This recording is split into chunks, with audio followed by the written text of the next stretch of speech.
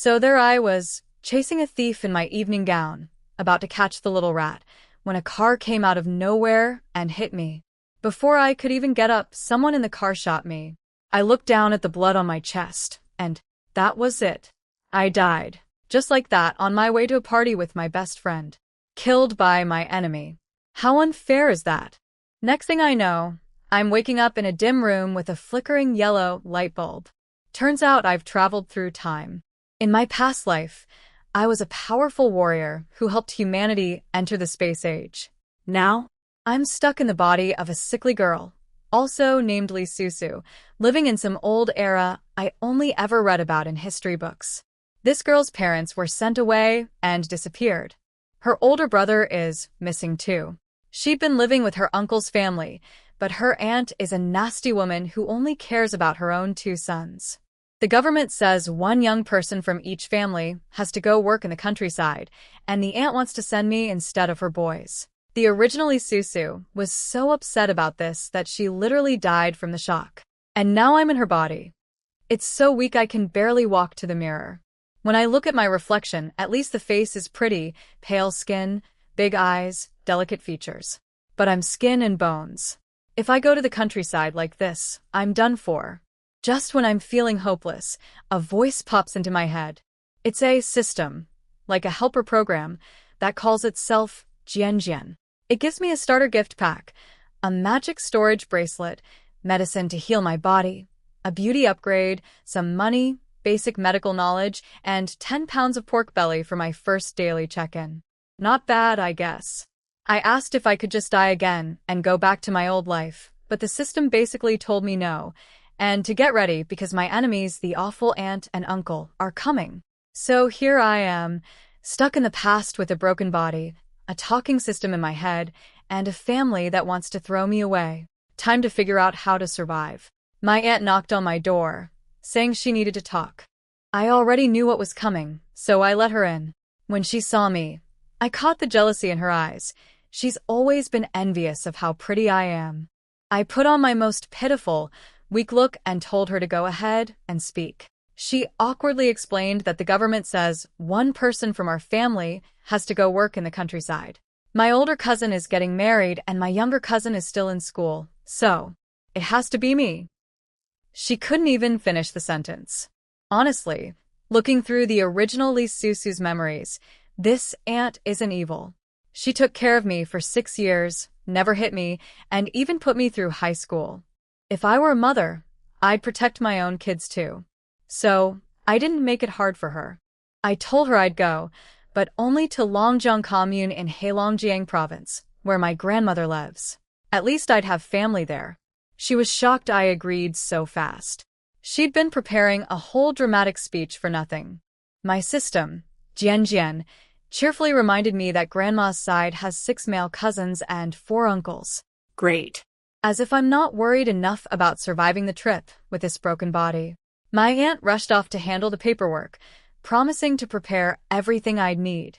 I told her to send a telegram to my grandmother so someone could meet me, because I might not make it there alive on my own. After she left, I got down to business. I told Jian to give me all my rewards and, more importantly, a list of the people who destroyed my father. Just because I'm leaving doesn't mean I'm letting them off easy. I can't fight them physically, but I have my magic storage bracelet. I can't touch them, but I can definitely rob their secret stashes. Call it stealing if you want, I call it taking from bad people and giving to the poor. And the poor person is me. I'm not stupid. Going to the countryside with empty hands means my aunts by marriage might not treat me well. But if I show up with money and good stuff, they'll be happy to take care of me. Those cousins need money for weddings anyway. Everyone likes a rich relative. As for my aunt here, she's no villain. She's just a regular woman looking out for her own family. Plenty of people would have done worse. At least she didn't sell me off as a bride for money.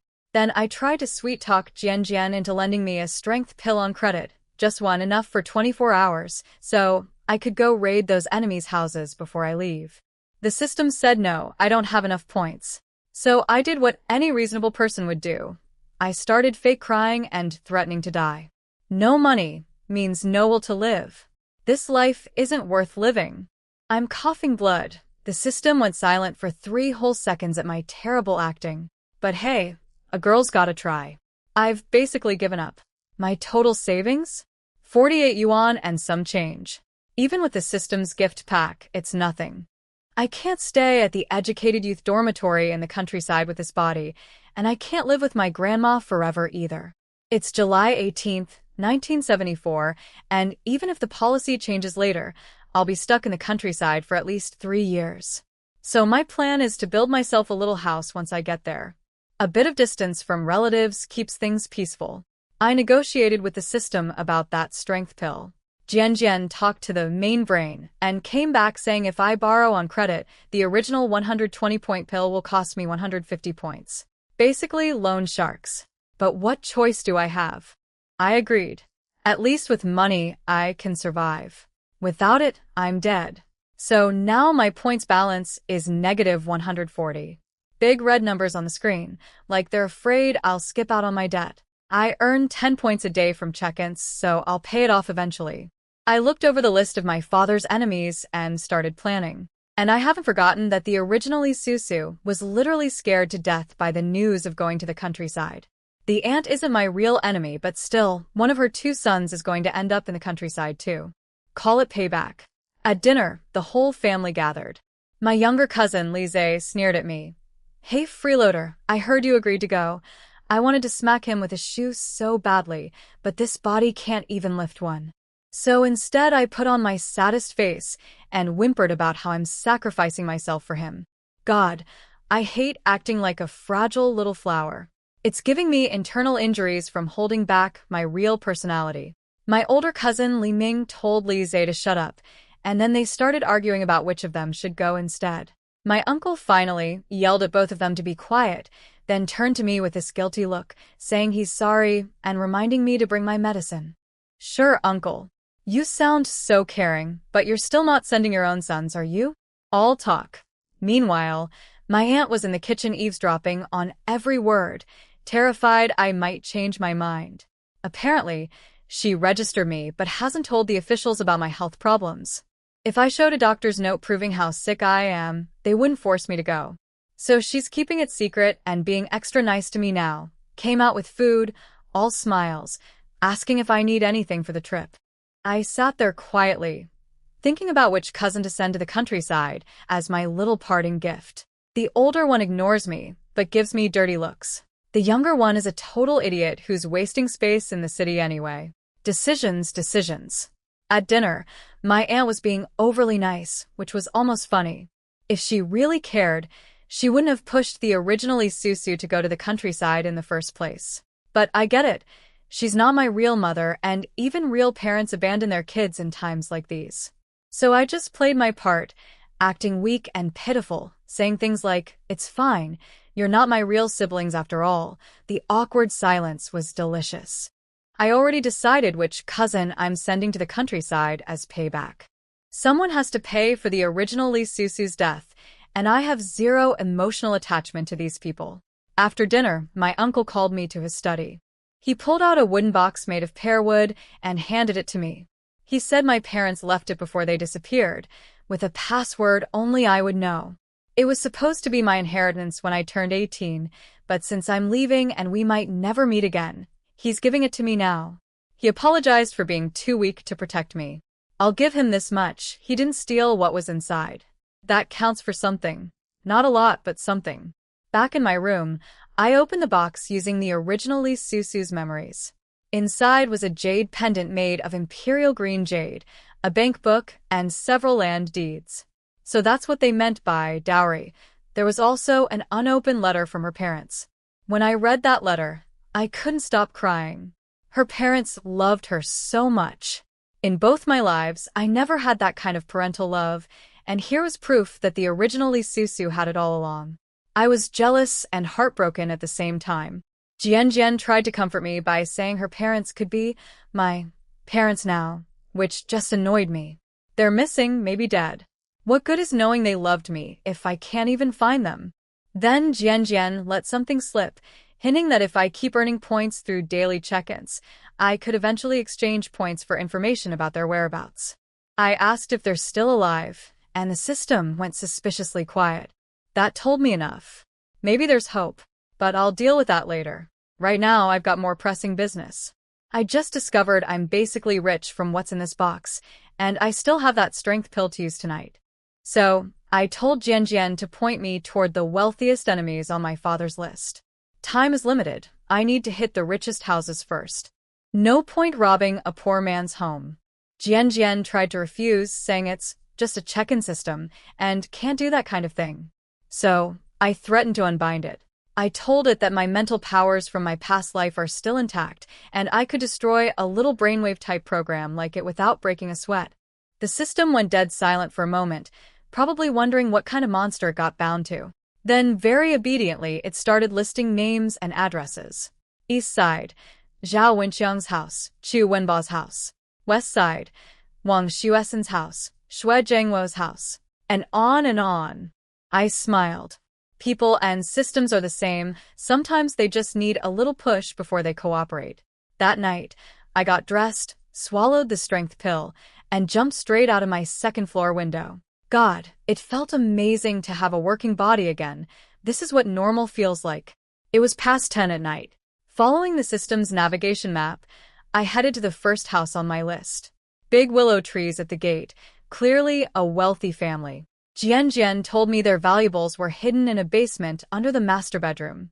I scaled the wall, slipped inside, found the bedroom where two people were snoring away, and knocked them out cold with a couple of quick strikes to the neck. The system was shaking, said their necks would probably be swollen by morning. Sorry, not sorry. I put on gloves and found the entrance to the basement. When I saw all those boxes stacked up down there, my eyes lit up like light bulbs. Gold bars, treasures. I swept everything into my magic bracelet storage without even checking it all. On my way out, Jian told me there was something hidden under a red brick behind me. Dug it up, an iron box with a padlock. Into the bracelet it went. Then I hit the second house. And the third. And the fourth. I robbed 12 houses in total before the sun came up. I climbed back through my window, exhausted but buzzing with excitement. If it weren't for the strength pill keeping me going, I probably would have died from the thrill alone. Am I the richest person in the world now? I asked Jian. The system said I don't have literal mountains of gold, so maybe just the richest person in the country. Fine by me. I could live off this for several lifetimes without working a single day. But I still had business to finish. I went to the youth office to handle the countryside assignment paperwork. Among all that loot from last night, I'd found letters and account books, evidence of the bad things those people had done. Perfect leverage. I also sold one of the houses my parents left me to the office director at a cheap price, which made him very cooperative. Then I registered my older cousin Li Ming for countryside duty and assigned him to Hunan province, the biggest grain-producing region in the country, where the farm work never ends. I originally planned to send him to the frozen north, but decided non-stop backbreaking labor would be more satisfying revenge for the original Li Susu. After that, I went to the friendship store and went on a shopping spree. Everything I bought was paid for with money and ration tickets stolen from bad people, so I didn't feel a shred of guilt. The store clerks watched in shock as I bought whatever caught my eye without blinking. Then the system pinged me. Turns out this store was a check-in location. I signed in and got a pair of Rolex couples watches. Nice. But of course Jian had to ruin the moment by reminding me my points balance is still negative 130. Why does it always have to bring up my debt during happy moments? So, I got the couple's Rolex watches from the check-in. Nice, but couple's watches? Is the system mocking me for being single? While I was standing there thinking, some woman deliberately bumped into me and then had the nerve to yell at me, calling me blind. She was clearly just jealous because I'm pretty and was buying expensive things. Normally I'd want to rip her apart, but then I had a much better idea. I clutched my chest, started coughing, and dropped to the ground. Then I whispered to Jian, "Ketchup." Now, the system handed me a packet of ketchup and charged me 1 point for it, that greedy little thing. I smeared it on my handkerchief and started coughing up blood. "You hurt me. You horrible woman," I wailed. The woman, Zhao Lily, panicked immediately. She just wanted to pick a fight with a pretty girl. not assault a sick person. The store manager rushed over, and the saleswomen all backed me up. After all, I'd just spent a fortune in their store. Of course they were on my side. I pulled out the originally Susu's medical records to prove I was seriously ill. Told them she'd made my old condition flare up and I needed at least 300 yuan for hospital treatment. Zhao Lily nearly fainted. That's a huge amount of money. They rushed me to the hospital, and wouldn't you know it, we ran right into the originally Susu's regular doctor, Dr. He recognized me instantly and started scolding me for being out of the house with my condition. Perfect timing. He examined me and confirmed what I already knew. This body is a mess. He said if I don't take care of myself, I've only got a few years left. He couldn't detect the strength pill since it's not from this world, so everything looked genuinely bad. Then he said I needed expensive medicine. Since someone else is paying, I told him to prescribe as much as he wanted. No point wasting a perfectly good opportunity. Zhao Lily broke down crying, saying she didn't have that kind of money and begging for forgiveness. She was terrified. If her parents found out she'd caused this kind of trouble, they'd stop paying for her to get a city job and send her to the countryside instead. Let this be a lesson. Don't go picking fights with strangers. You never know when you'll bump into someone like me. I don't care what Zhao Lily thinks. You mess with me, you pay the price. I may not have my fighting strength anymore, but my brain works just fine. I've survived the apocalypse and the space age. I'm not losing to some petty jealous woman. My philosophy is simple. If I'm shameless enough, nobody can beat me. After enough pressure from me and the store staff, Zhao Lily called her parents for help. They paid the medical bills. I walked out with a big bag of expensive medicine, and that was that. Free healthcare, courtesy of rude strangers. At noon, I went to the house my parents left me to meet the buyer. But the moment I stepped into the courtyard, Jian started yelling about hidden treasures underground. Turns out my parents had stashed dozens of boxes in a basement. I didn't even check what was inside, just swept everything into my magic bracelet before the buyer arrived. The sale went smoothly. Director Zhao brought his family. They liked the house, and we went to the housing office to transfer ownership. Got 1,600 yuan cash, not bad. Then I spent the rest of the afternoon dropping off those account books and letters I'd stolen from my father's enemies at various government offices and police stations. Let them deal with the consequences. Sure enough, by evening Jian reported that all those households had been raided. I fell asleep with a smile on my face. But when the strength pill wore off, my body collapsed again. The next morning I could barely breathe. I really need to start using that medical knowledge the system gave me before I actually die. My aunt was in a great mood, so happy about me leaving that she ate an extra bowl of rice at breakfast. Enjoy it while it lasts, Andy. When Li Ming's countryside assignment notice arrives, you won't be smiling. Speaking of Li Ming, I asked him at breakfast if he'd found a job yet. He got irritated and told me to mind my own business. Watching him squirm felt wonderful. No job means he's next in line for the countryside, and he doesn't even know I've already signed him up. My aunt had packed me a second-hand quilt for the trip. Second-hand. Like I'm already dead and don't deserve new things. Whatever, I have my own luggage. I'll have my uncle mail the heavy stuff when he takes me to the train station tomorrow. This body can barely carry a small suitcase and a shoulder bag. Then I remembered the originally Susu had a good friend, so I went to visit her. If I'm living in this body, her connections are mine now. I found the house and knocked. A cheerful, round-faced girl named Yang Lele opened the door and was thrilled to see me. When I told her I was leaving for the countryside tomorrow, she froze and shouted, "What? You're going to the countryside?" Yang Lele nearly deafened me when I told her I was going to the countryside. I calmed her down and explained that my aunt was never going to send her own sons, and I'd already arranged to go to my grandmother's village. With my body, nobody would expect me to do hard labor anyway. She started crying, saying she wanted to come with me. I shut that down fast. She just got a job in the city, and honestly, I'm not the originally Susu. If we spent too much time together, she'd notice something was off about me. I told her to stay put, work hard, and just mail me snacks sometimes. She fussed over me like a mother hen, warning me not to marry some countryside farmer, promising to send me 5 yuan from her salary every month. The original Susu really picked a good friend. I gave her some advice too. Be careful choosing a husband, check his background thoroughly, and most importantly, watch how his mother treats you. A hostile mother-in-law will make your life miserable, and since she has her own job, there's no reason to settle for a bad situation. We had lunch together at the state-run restaurant, then said our goodbyes. After that, I went to check on 2 more properties my parents had left me. The small white building was empty, no hidden treasures. But the courtyard house? Some random family had moved in and was living there like they owned it. I nearly coughed up real blood from anger. The system popped up with a check-in at the courtyard. I got 1,000-year-old ginseng root. Nice gift, but it didn't calm me down. Since I couldn't physically throw those squatters out, I went to the housing office and arranged for both properties to be managed by Director Zhao's contact. They can collect rent for free as long as they look after the houses until I come back. Let the government deal with those squatters.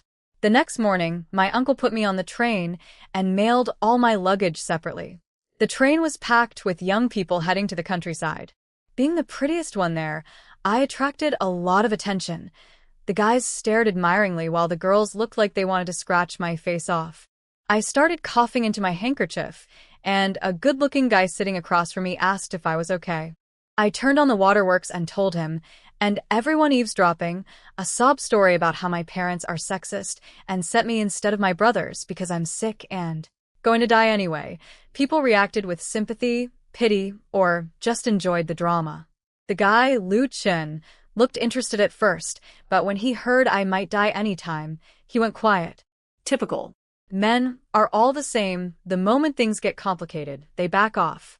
If my best friend from my past life were here, she'd call him a pretty-faced coward. Just as I was thinking that, I heard a woman's voice behind me snapping. Does your family grow green tea? All you do is cry and play victim. Only an idiot like Han Su would fall for your act. Well, things are about to get interesting. While I was sitting on the train, I heard a woman behind me absolutely tearing into some guy. Her name was Lin Shuang, and she was ripping apart her so-called fiancé, Han Su, for being all sweet to another girl named Wang Siki right in front of her. She called him a freeloader, said his family had been leeching off hers for years, that she'd been paying for his expenses, and that he had the nerve to criticize her while eating her food. She announced she wanted to cancel their arranged engagement immediately. The whole train car was listening. Everyone started looking down on Han Su, and the girls who'd been eyeing him quickly lost interest. Nobody wants a man who lives off a woman's money. Something about the way this woman talked felt incredibly familiar. She reminded me of my best friend from my past life, the same loud, fearless, take-no-nonsense attitude. But that couldn't be possible. Could it? When Lin Shuang got up to walk away from the lovesick couple, she passed by my seat. On impulse, I said our old secret code phrase. The wise don't fall into the river of love. She stopped dead in her tracks and answered, Iron pots are for stewing goose. We finished the whole call in response.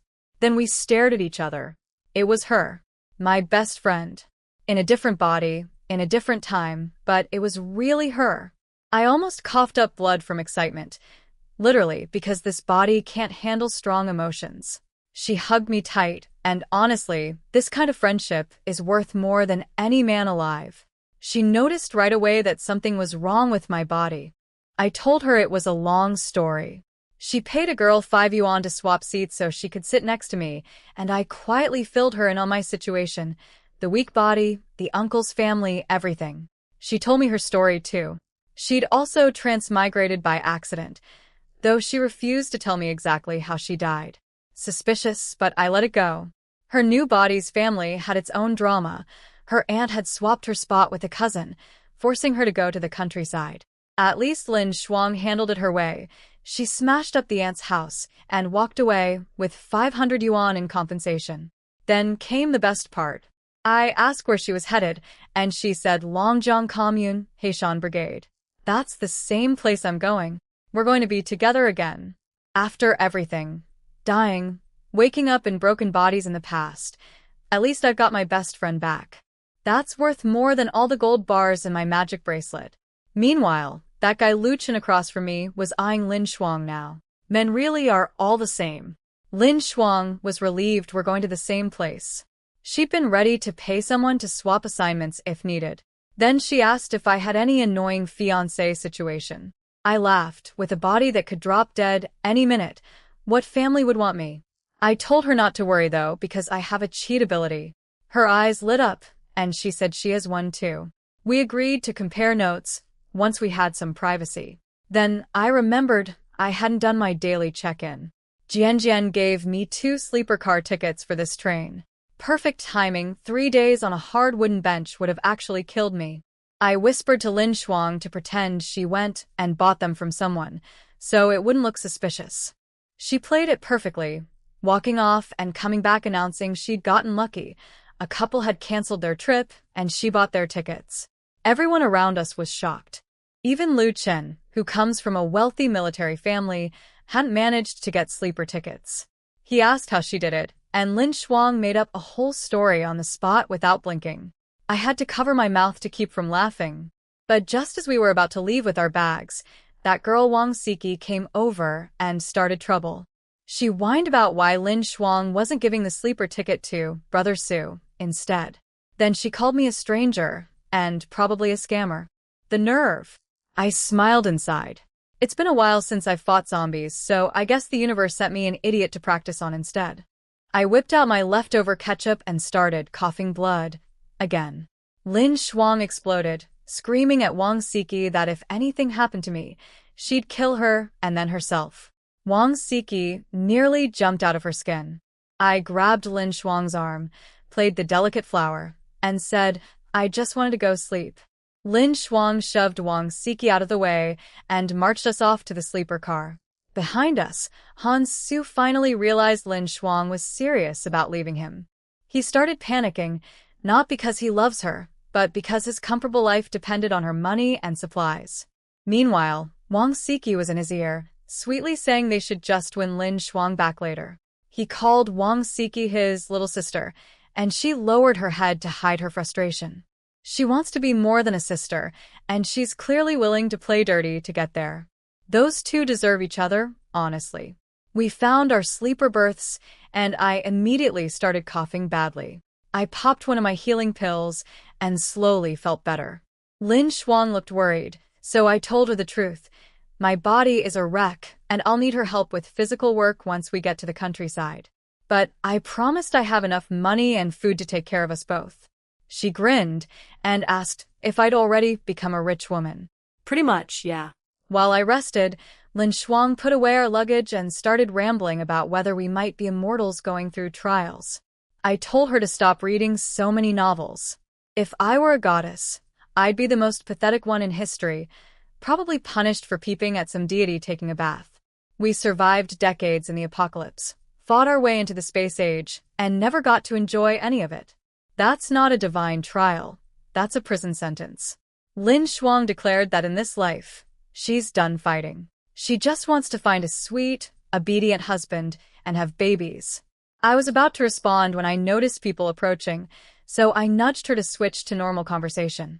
She caught on instantly and started loudly fussing about my health and offering to let me be godmother to her future kids so they could take care of me in old age. Then she added, "What's mine is yours, and what's yours is still yours," because she knows better than to touch my money. 2 people joined our compartment, a guy named Yun Mo and a girl named Xiao Hui. He was smooth and started chatting us up, clearly trying to get information. Lin Shuang deflected everything with vague answers. Then Xiao Hui, who was obviously jealous that her brother Mo was paying attention to us, opened her mouth and called us poor ghosts, saying we might try to latch onto them. I was so angry I could barely breathe. But Lin Shuang handled it beautifully. She fired back, "If your family's so rich, why aren't you staying in the city? Spending 2,000 yuan to buy a job would be nothing for someone as wealthy as you, right? You don't look that impressive yourself, so stop pretending. Your friend started talking to us first. If you're so worried about losing your precious brother Mo, maybe learn some manners instead of barking at strangers." Then she added that if Xiao Hui's attitude caused me to cough up blood and die, she'd drag their entire family down with us.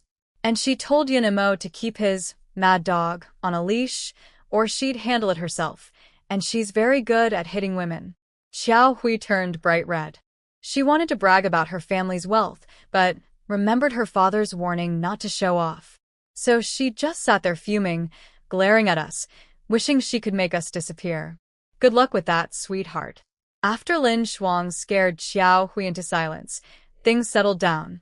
I was genuinely feeling unwell, not faking this time, so I asked Lin Shuang to get me some hot water.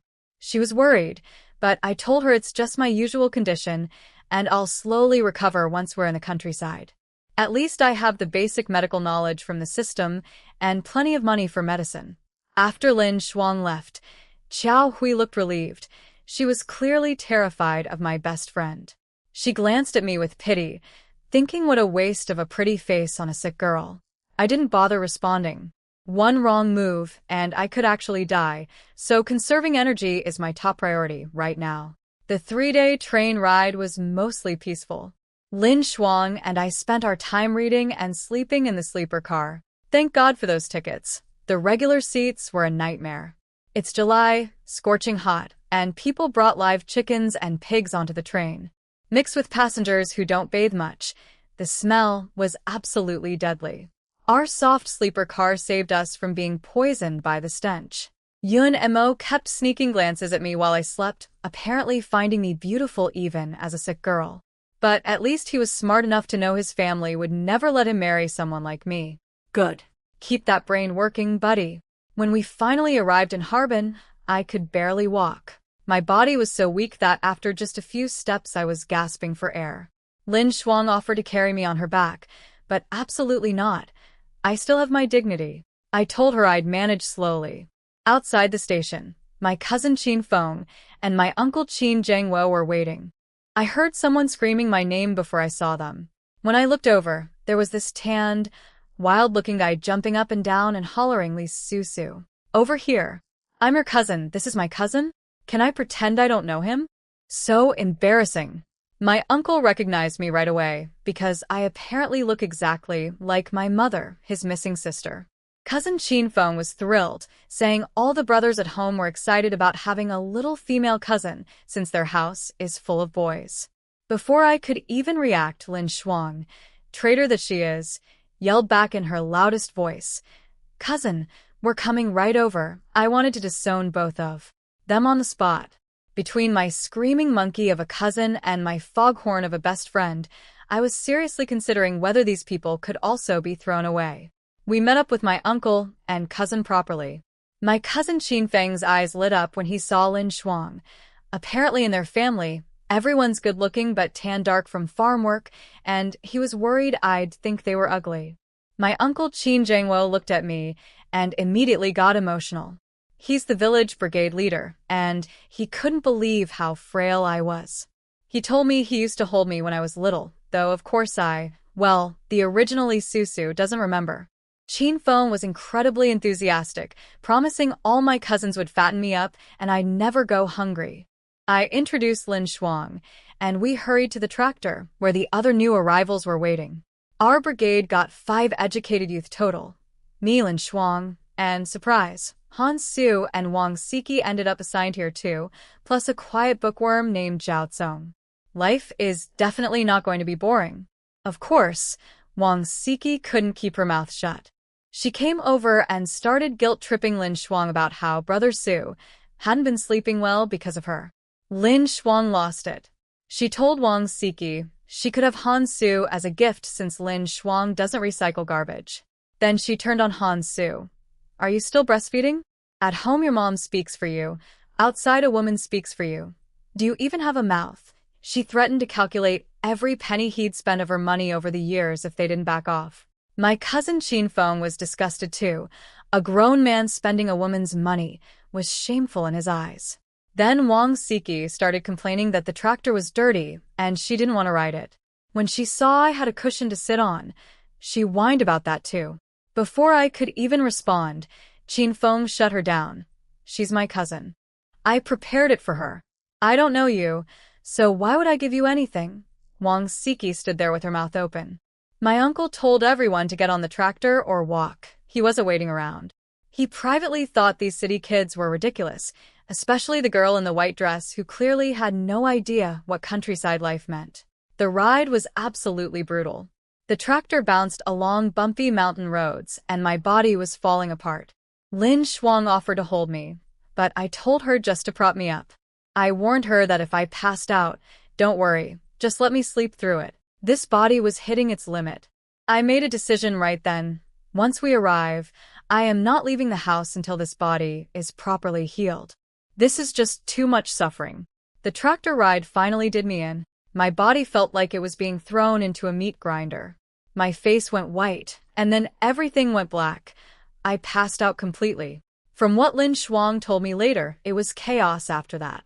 She screamed for help. My cousin Qin Feng climbed into the back and held me, and my uncle slammed the brakes so hard the other passengers nearly flew off. Even during all this, Wang Siki had the nerve to complain, said I was dragging down the other educated youth with my weak body, and that the driving was too rough, and she'd thrown up her breakfast.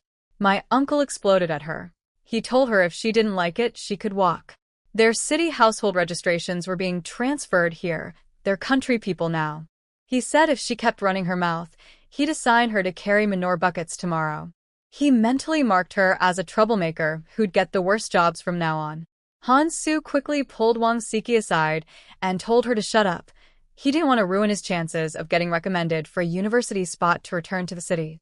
When we arrived at my grandmother's village, my uncle didn't even bother settling the other educated youth first.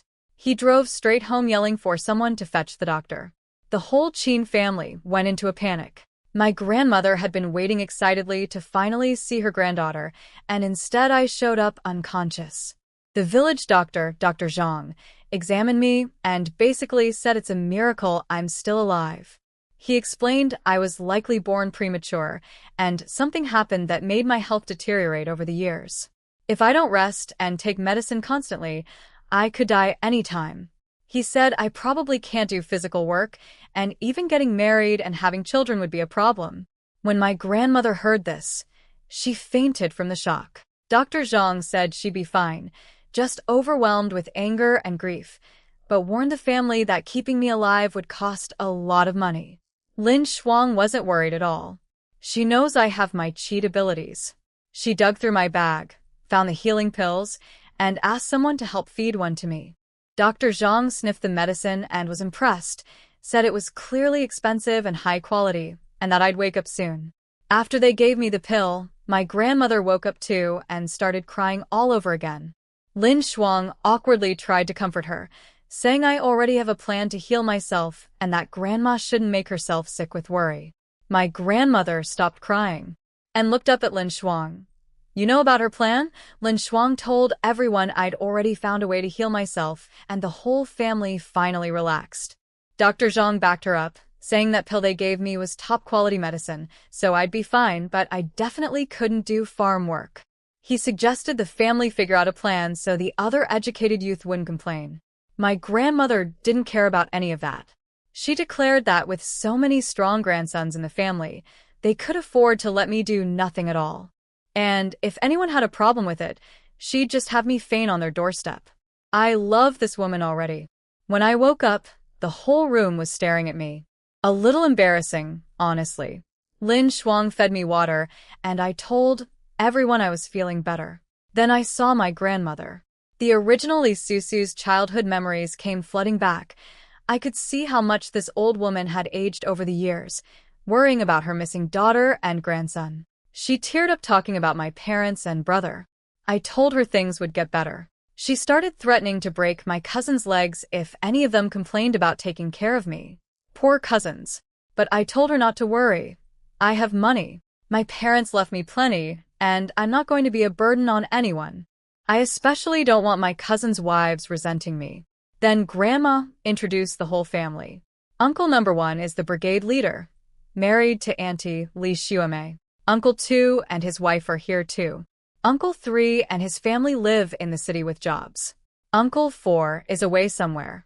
I have 6 male cousins. The oldest, Qin Mo, is married with 2 kids. Cousins 2 and 3 are in the army. Cousin 4 works in the city.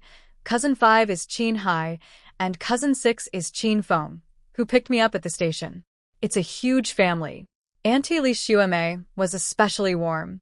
She said she never had a daughter and was thrilled to have a girl in the house. She told me this is my home now and to come to her with anything I need. That made me feel so much better. My biggest fear was being treated like a burden. I asked Grandma to have my uncle set aside a plot of land so Lin Shuang and I could build our own little house. Living separately means less crowding for the family and more freedom for us. Grandma agreed without fuss and told us to rest while she made us food.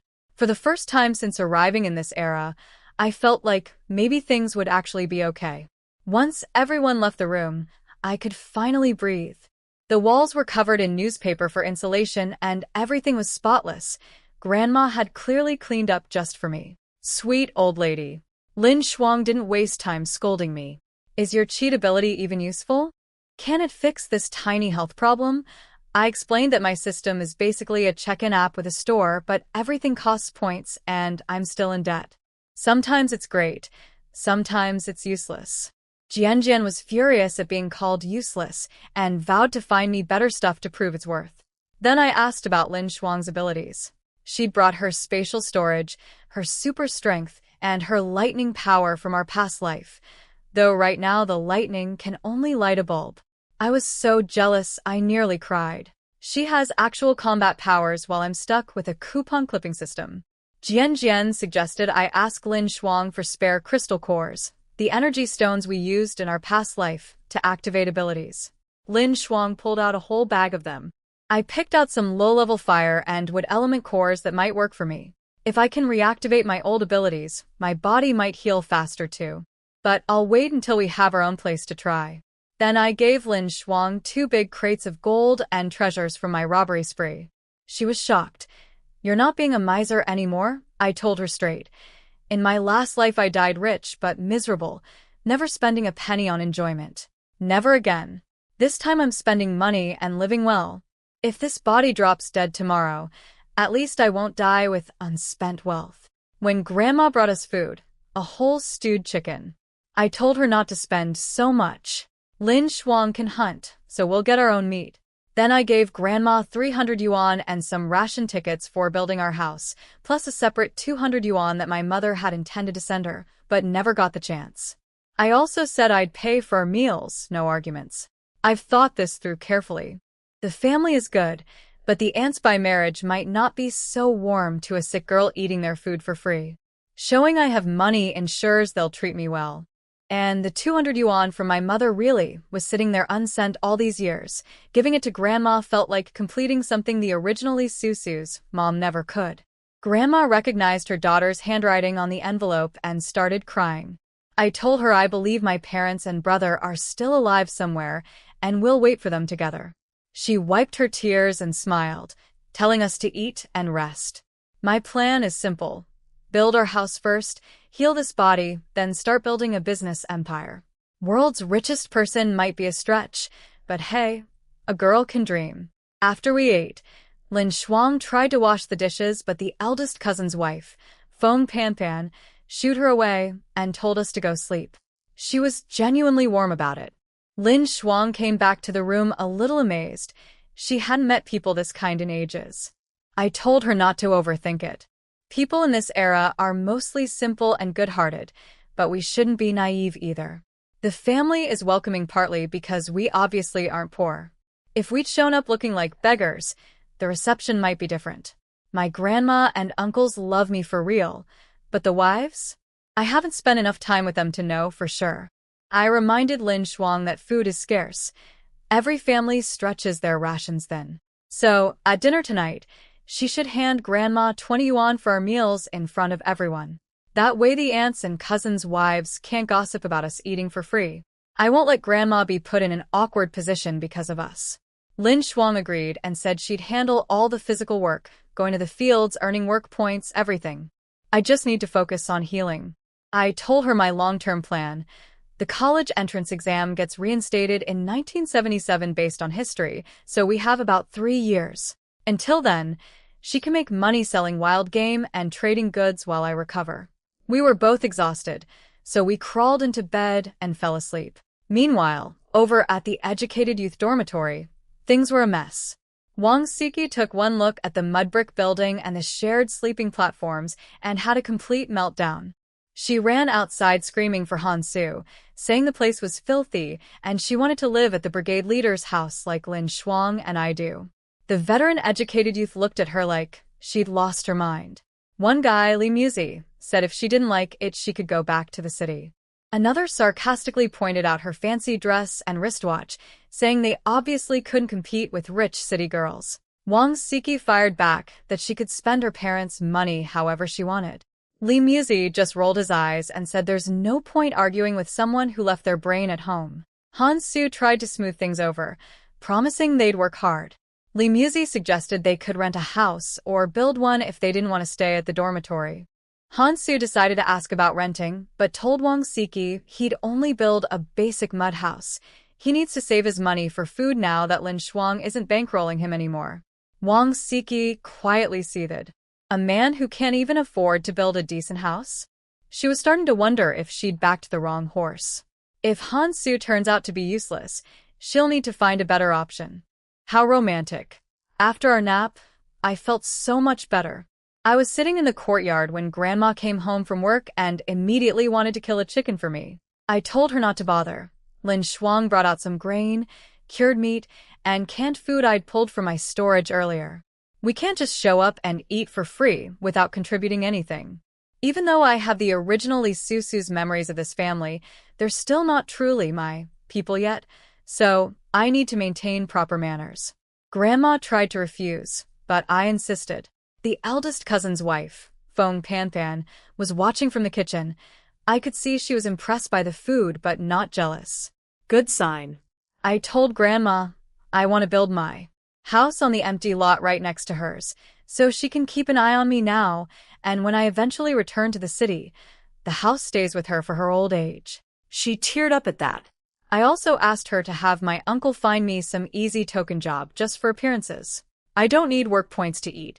But Grandma flat out refused, saying I can't even manage cutting pig grass with this body, so I should just stay home and rest. Then Han Su and Wang Siki showed up at the gate asking for the brigade leader. They wanted to rent a house because the educated youth dormitory was too cramped and dirty for their taste. Lin Shuang's face darkened the second she heard his voice. I told her to go inside. No point wasting energy on that man. Grandma handled them, saying the brigade leader wasn't home yet, and they should check the fields. After they left, Lin Shuang explained the situation to Grandma and Feng Panpan, how Han Su was her childhood fiancé through an arranged marriage, how he spent her family's money for years, how his family only got their jobs because of the engagement, and how he was flirting with another girl right in front of her. I backed her up and called him a shameless freeloader. Grandma was shocked. The boy looked so clean-cut and polite. Feng Panpan agreed. Better to discover his true nature now than after marriage. Lin Shuang said she'd make him regret it. Without her support, he'll struggle to feed himself out here. His family back in the city will cut him off once they learn the engagement is broken, since his father only valued the connection to her family's resources. Just as we were talking, I heard voices at the gate. Little sis, we're back. Look what your brothers brought you. I looked up toward the door, and there were my cousins. I hadn't really gotten to know my cousins yet, but they made quite an entrance. Chin Mo came in carrying 2 huge fish. Chin Hai had a wild chicken, and Chin Feng was loaded up with wild eggs. They were all competing to show off what they'd brought for me. Look at these fat fish. Try my wild chicken stew. I'll have Grandma fry these eggs for you. It was like a gift-giving competition. I thanked them and promised to give them all presents once my mailed luggage arrives. They waved it off, saying they're just happy I'm here, and all they can offer is their strength. Sweet guys. Grandma laid down the law in front of everyone. My mother's family saved them all during the Great Famine by sending food, so nobody is allowed to mistreat me. Anyone who has a problem can leave. She'll split up the family if she has to. My uncles practically shivered. Apparently, Grandma raised all her sons alone after their father died young, and she transformed from a gentle woman into a tiger. Even now, when her boys are in their 40s, they're still scared of her. I like this woman more and more. Lin Shuang got emotional watching all this family warmth and asked if my parents could adopt her as a goddaughter when we find them. I said yes on the spot and told Grandma. She agreed immediately. Lin Shuang is family now and should call her Grandma, too. Lin Shuang beamed. Then the whole family sat down for a big welcome dinner. But just as we picked up our chopsticks, cousin Qin Hai's wife, Tang Lan, walked in from visiting her parents' house. She took one look at the table full of meat and fish and sneered, "So you're all eating meat behind my back." The whole table went silent. Grandma's face turned black and she fired back immediately, told Tang Lan to shut up, called her out for being married 2 years without producing a child, and threatened divorce. Grandma does not play around. Then Jian dropped a bomb in my head. This woman is physically unable to have children. My 5th cousin has been deceived. Tang Lan made things worse by looking at me and Lin Shuang and suggesting we were brought in as potential brides for the younger brothers, adding that we don't look like the type who can manage a household. Qin Feng exploded at her, calling her a family-destroying troublemaker.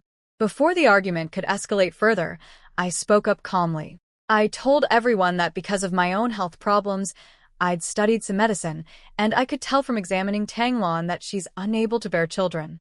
It's a birth defect. No amount of time with my cousin will change it. Her family knew and married her off anyway, which makes it a marriage fraud. Tang Lan's face went white. She screamed that I was lying, but her panicked reaction told everyone everything they needed to know. I turned to Grandma and said we can't let this go. The bride price must be returned, and this needs to be dealt with now. Otherwise, in a few more years with no baby, my cousin will become the village laughingstock. The entire Qin family sat in stunned silence. Grandma nearly fainted when she heard the truth about Tang Lan. I quickly popped a pill into her mouth and told her not to ruin her health over someone like that. My 5th cousin Qin Hai was devastated. He told me the story. Tang Lan wasn't introduced through a matchmaker. She fell into a river, he rescued her, and then her family basically guilt-tripped him into marrying her. He figured one wife was as good as another and didn't bother investigating her background. Now he was clenching his fists, asking her how she could do this to him after he'd treated her so well. Tang Lan kept screaming that I was lying, insisting she could have children. I told Qin Hai to take her to a real hospital right now. If I'm wrong, I'll apologize and leave. If I'm right, send her back where she came from. Fair is fair. Grandma slammed her hand down and agreed. Tang Lan's face went pale. She knew that a hospital visit would expose her completely. If the truth comes out, no man would ever marry her again. Lin Shuang whispered to me asking if I was really sure. I told her Jian confirmed it, so there's no doubt. She accepted that without question. A cheat ability doesn't lie. Then Tang Lan completely lost it. She screamed, "I'll kill you," and lunged straight at me. Everyone shouted my name in panic. But before anyone could move, Lin Shuang casually kicked her across the yard like a rag doll, then dusted off her hands like nothing happened. Who does she think she is, trying to touch my Susu? Everyone's jaws dropped. They've been panicking for nothing. My bodyguard has it handled. I didn't even flinch. I just said, "She almost ruined dinner. Grandma, let's keep eating. Let 5th cousin deal with her." The family stared at me like I was insane for being so calm during all this. But hey, I've fought zombies and survived the apocalypse. A screaming woman is barely a Tuesday for me. I told my 2nd uncle and aunt to handle this mess themselves so Grandma doesn't have to stress. Then I promised Qin Hai that after the divorce, I'd personally fund finding him a better wife. Grandma and everyone thanked me for catching this early. 2nd Aunt Zhang Chunhua was absolutely furious. Tang Lan's family had taken 66 yuan in bride price plus a bicycle, all while knowing their daughter couldn't have children. She was ready to march over to the Tang family and tear them apart. 2nd uncle told Qin Hai to take Tang Lan to the hospital first and get a medical certificate, so they'd have proof before confronting the Tang family. Nobody could accuse the Qin family of making false claims that way. As Qin Hai dragged the sobbing Tang Lan away, neighbors came snooping to see what the commotion was about. My uncle shooed them off. "Family business, nothing to see here." I apologized to everyone for speaking out of turn on my very first night, but Grandma shut that down immediately. She said I saved Qin Hai's future, and they're grateful. Better to find out now than waste more years waiting for a baby that would never come. Qin Hai dragged Tang Lan to the hospital and demanded a full examination. She had no choice but to go through with it. When the results came back, the doctor confirmed exactly what Jian Jian had told me. She was born with a defect that makes pregnancy impossible. Qin Hai broke down, crying right there in the hospital. Then he confronted her. He said he'd loved her sincerely, done her share of the farm work when she complained it was too hard, and looked the other way when she kept taking things to her parents' house. If she'd just been honest about not being able to have children, he might have accepted it. But she lied, and her family knowingly tricked his family into marriage. He demanded a divorce and said they were going to the Tang family for an explanation. Then Tang Lan snapped. She stopped crying, started laughing like a madwoman, and pulled out a pair of scissors from somewhere. She stabbed Qin Hai in the side of his stomach. Everyone at the hospital was screaming. It took 3 doctors to pull her off him. Someone called the police. By the time they arrived, Qin Hai was losing consciousness with scissors still sticking out of his body. The police took Tang Lan away and told the doctors to contact his family. When my uncle got the phone call, he could barely hold the receiver. He rushed to tell second uncle and second aunt, and they all prepared to go to the hospital immediately. I felt terrible. This whole thing happened because I opened my mouth. If Qin Hai doesn't make it, I'll never forgive myself. I ran inside, grabbed 500 yuan and gave it to them, saying spend whatever it takes. Money can be earned back, but a life can't. My uncle told them to take the money without arguing, and they all rushed off in the tractor to the hospital. After they left, I told Lin Shuang I shouldn't have said anything. She talked me down. She said a woman that vicious would have eventually destroyed the entire Qin family one way or another. Better to cut out the poison now, even if there's some pain, than to let it spread. She's right, I know she's right. But I still feel guilty. I also thought about my own situation. If my body never heals, I'd never deceive a man into being with me either. That's the most basic respect you can give another person. Tang Lan couldn't even manage that. The family rushed to the hospital and found Qin Hai pale but alive. The surgery went well. The scissors missed his vital organs, thank goodness. Second Aunt Zhang Chunhua was crying her eyes out but had fire in them too. She wanted a divorce immediately, full compensation from the Tang family, and Tang Lan thrown in jail. Nobody in the family disagreed. Back home, Grandma was pacing the courtyard, worried sick. I couldn't stand watching her like that, so I sent Lin Shuang to go with her to the hospital and keep her safe. I told Lin Shuang to make sure nobody pushes Grandma around and to handle the Tang family situation. Lin Shuang rolled her eyes at me being too polite. Your grandma is my grandma now. I'll tear down the Tang family's house if I have to. I told her to keep it reasonable, just make sure they cover the surgery and recovery costs. She promised to handle everything perfectly, and off they went on a bicycle. My eldest cousin Qin Mo asked if Lin Shuang would be okay going alone. I told him not to worry about her. Worry about the Tang family. She can punch a wild boar to death with one fist. If she holds back, she'll only demolish their house. If she gets really mad, well, the whole Tang family might end up in hospital beds next to Qin Hai. The cousins clearly thought I was exaggerating. They'll learn. Qin Feng heated bath water for me, since it was getting late. By the time Lin Shuang came back, it was deep into the night. She said Qin Hai's injury isn't serious. He just needs rest. We both agreed Tang Lan was insane for stabbing someone in broad daylight at a hospital. What kind of person does that? Her parents clearly didn't raise her right. The next morning, Grandma was up early making breakfast and killed one of her precious old hens.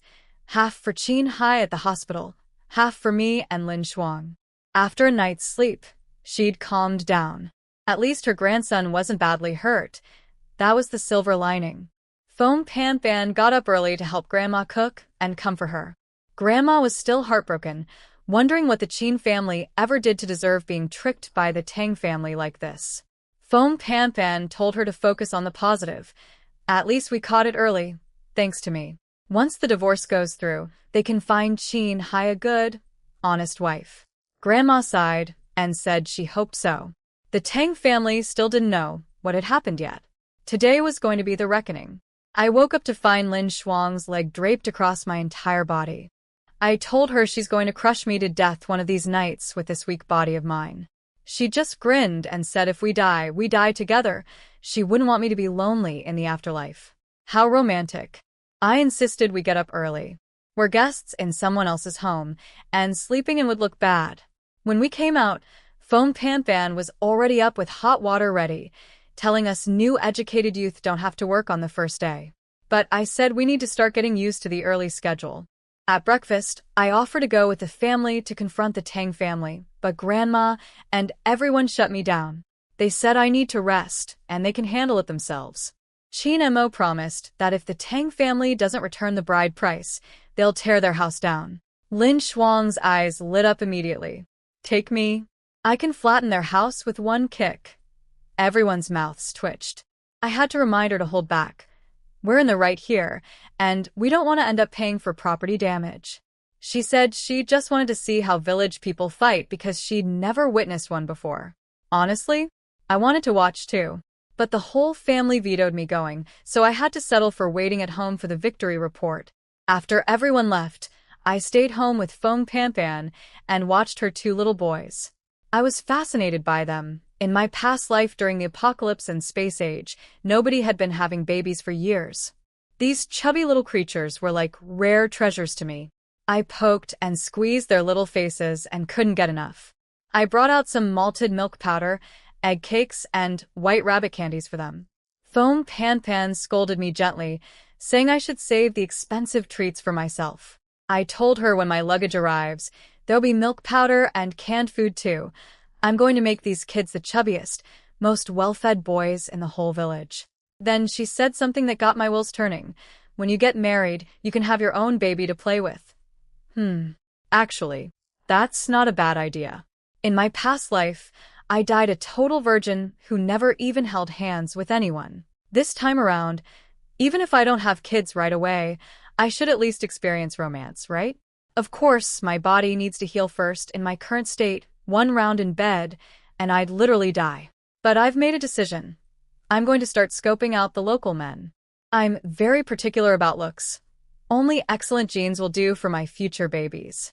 The moment I spot a good target, I'm grabbing him immediately. Whether or not this body is ready, I'll secure the man first and figure out the rest later. Yes, this plan is officially approved. I wasn't there for this part, but Lin Shuang told me everything when she got back, and honestly it was better than any drama I've ever watched.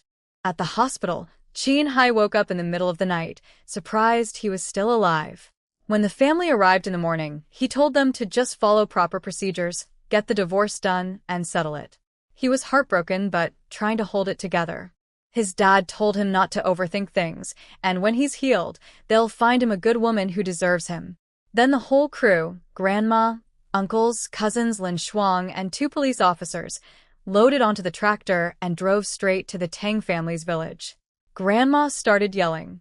Before she even got through the gate, calling the Tang family every name in the book for sending a woman who can't have children to marry into the Qin family.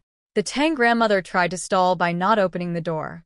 She sent her daughter-in-law sneaking out the back to fetch the men from the fields. But Lin Shuang wasn't having it. She walked up to the gate and kicked it right off its hinges. The police officers behind her just stared with twitching mouths. When the Tang grandmother tried to play innocent, saying maybe the Qin family was the reason Tang Lan couldn't get pregnant, my grandma exploded. She waved the hospital diagnosis in their faces. Tang Lan was born without the proper organs, period. Then she dropped the bomb about the stabbing. The whole village of onlookers gasped. Grandma's demands were simple. Return the 66 yuan bride price and 50 jin of grain, plus pay 200 yuan for Qin Hai's hospital bills. Non negotiable. Then the Tang family's eldest son, Tang Ming, had the audacity to refuse everything. He said Tang Lan has been with the Qin family for 2 years, so there are no returns. He claimed if she can't get pregnant, that's the Qin family's problem. And regarding the stabbing? She's your family now. Whatever she did has nothing to do with us. Send her wherever you want. Even if she dies, she's a Qin. Lin Shuang told me. She almost laughed out loud at the sheer shamelessness. The Tang family wanted to keep the bride price, deny responsibility for the fraud and the attempted murder, but also didn't want their daughter back. You really can't beat people who have zero shame. Meanwhile, the Tang grandfather fainted on the spot when he heard the word murder. Even his own family was falling apart. Lin Shuang gave me the full report when they got back, and honestly, the Tang family got off easy. When the police stepped forward and announced that Tang Lon was suspected of attempted murder and the Tang family of marriage fraud, the whole household shut up fast. The Tang grandmother tried one last defense, claiming her granddaughter was a pure maiden and there was no fraud. But the police waved the hospital diagnosis in their faces and laid it out plain. Return the bride price and pay the hospital bills, or the whole family could end up exiled to the Northwest for labor reform. Turns out Lin Shuang had been smart about it. On the ride over, she'd slipped each officer a pack of cigarettes with 100 yuan stuffed inside. They were already on our side since we had the law behind us, but a little motivation never hurts. They spoke up firmly for the Qin family. The Tang grandfather, who had just regained consciousness, was the only sensible one. He told his family to pay up. Money can be earned back, but if the whole family gets sent away, they're finished. He even ordered a formal document cutting all ties with Tang Lon. Her own grandfather disowned her. The Tang family handed over 266 yuan and 50 jin of grain. Tang Lan's mother kept her mouth shut the entire time. She'd known about her daughter's condition all along and had hidden it deliberately. Now her sisters-in-law were glaring daggers at her, and she knew her life in that household would be miserable from now on. Lin Shuang wasn't satisfied with how smoothly the Tang family surrendered. She told them they got off light considering what Qin Hai went through and warned them to behave from now on. Then, for emphasis, she kicked down their courtyard wall with one leg. The whole thing just collapsed. The neighboring villagers watched with their jaws on the floor, making mental notes to never pick a fight with the Qin family again, not with that terrifying girl on their side. At the police station, they brought Tang Lon out, and she looked completely different after just one night, broken and wild-eyed. She fell to her knees begging Grandma to forgive her, swearing she'd sign the divorce papers, promising never to come back. She begged not to be sent to a labor farm. Grandma stayed firm. She told Tang Lon the law would decide her fate, handed her the disownment letter from her own family, and said the Qin family was done with her. No cruelty, no gloating, just finality. Tang Lon read the letter, laughed quietly to herself, and stopped talking. She'd been abandoned by everyone, her husband's family, her own family. Even if she gets released someday, she has nowhere to go. She sat there silently, and nobody could tell what she was thinking. My uncle wrapped things up respectfully, telling the Tang family they brought this on themselves. If they'd been honest from the start, the two families could have peacefully gone their separate ways. Instead, everyone lost. When I heard the whole story, I felt a mix of relief and sadness. Relief that Qin Hai will recover and is free of that woman. Sadness that it had to get this ugly. But sometimes cutting out the rot is the only way to save the tree. While the family was out dealing with the Tang situation, I had a visitor. The educated youth squad leader, Shang Chenglong, came by to invite me and Lin Shuang to a welcome party for the new arrivals tonight at 5. When he saw me sitting in the courtyard, he froze like he'd seen a ghost, or more accurately, a fairy. He just stared until I snapped him out of it by asking what he wanted. I agreed to go. I'm not big on social events, but when in Rome, do as the Romans do. I need to observe what these 1970s educated youth are really like. I've only read about this era in textbooks. Now I get to see it firsthand. After he left, I could tell he was already scheming. He's probably thinking, pretty girl, related to the brigade leader, marry her and it's an easy ticket back to the city. Poor guy doesn't know that once he finds out I'm a walking pharmacy who might drop dead any minute, he'll run the other direction on his own. When Lin Shuang got back, she was practically bouncing with excitement, bragging about kicking down the Tang family's wall. The Qin family members behind her were silently twitching, probably wondering what kind of violent girl I've brought into their lives. Grandma worried about my health as usual. I told her I have a plan. Once I gather the right herbs, I can treat myself. Qin Feng immediately volunteered to go pick herbs in the mountains, but I told him to wait. He wouldn't recognize half the plants I need anyway. My plan is to take a couple days of healing pills, then have Lin Shuang take me into the mountains. Maybe we'll even bag some wild game. The whole family looks too thin for my liking. Grandma panicked at the idea of me climbing mountains, but I reassured her. With Lin Shuang around, even if we meet a tiger or wild boar, that's just dinner walking toward us. If I can't walk, my cousin can carry me. She finally agreed, on the condition that Qin Mo comes along with a family hunting rifle. Then I told Lin Shuang about the welcome party tonight. She groaned about having to see Han Su again. I suggested that if things get bad enough, just cripple him. But Lin Shuang is smarter than that. If he's disabled, he gets sent back to the city, and she'd rather watch him suffer here. She wants him stuck with Wang Siki, so he has to explain that mess to his father. Lin Shuang knows Han Su's family inside and out. They're all about appearances with nothing to back it up. Once Wang Siki discovers that the Han family is just a bunch of shallow social climbers with no real resources, she's going to regret her choices deeply. But that's her problem now. Let them have each other. We've got a welcome party to attend. At 4:30, Lin Shuang and I headed to the Educated Youth compound with some canned food and cured meat as gifts.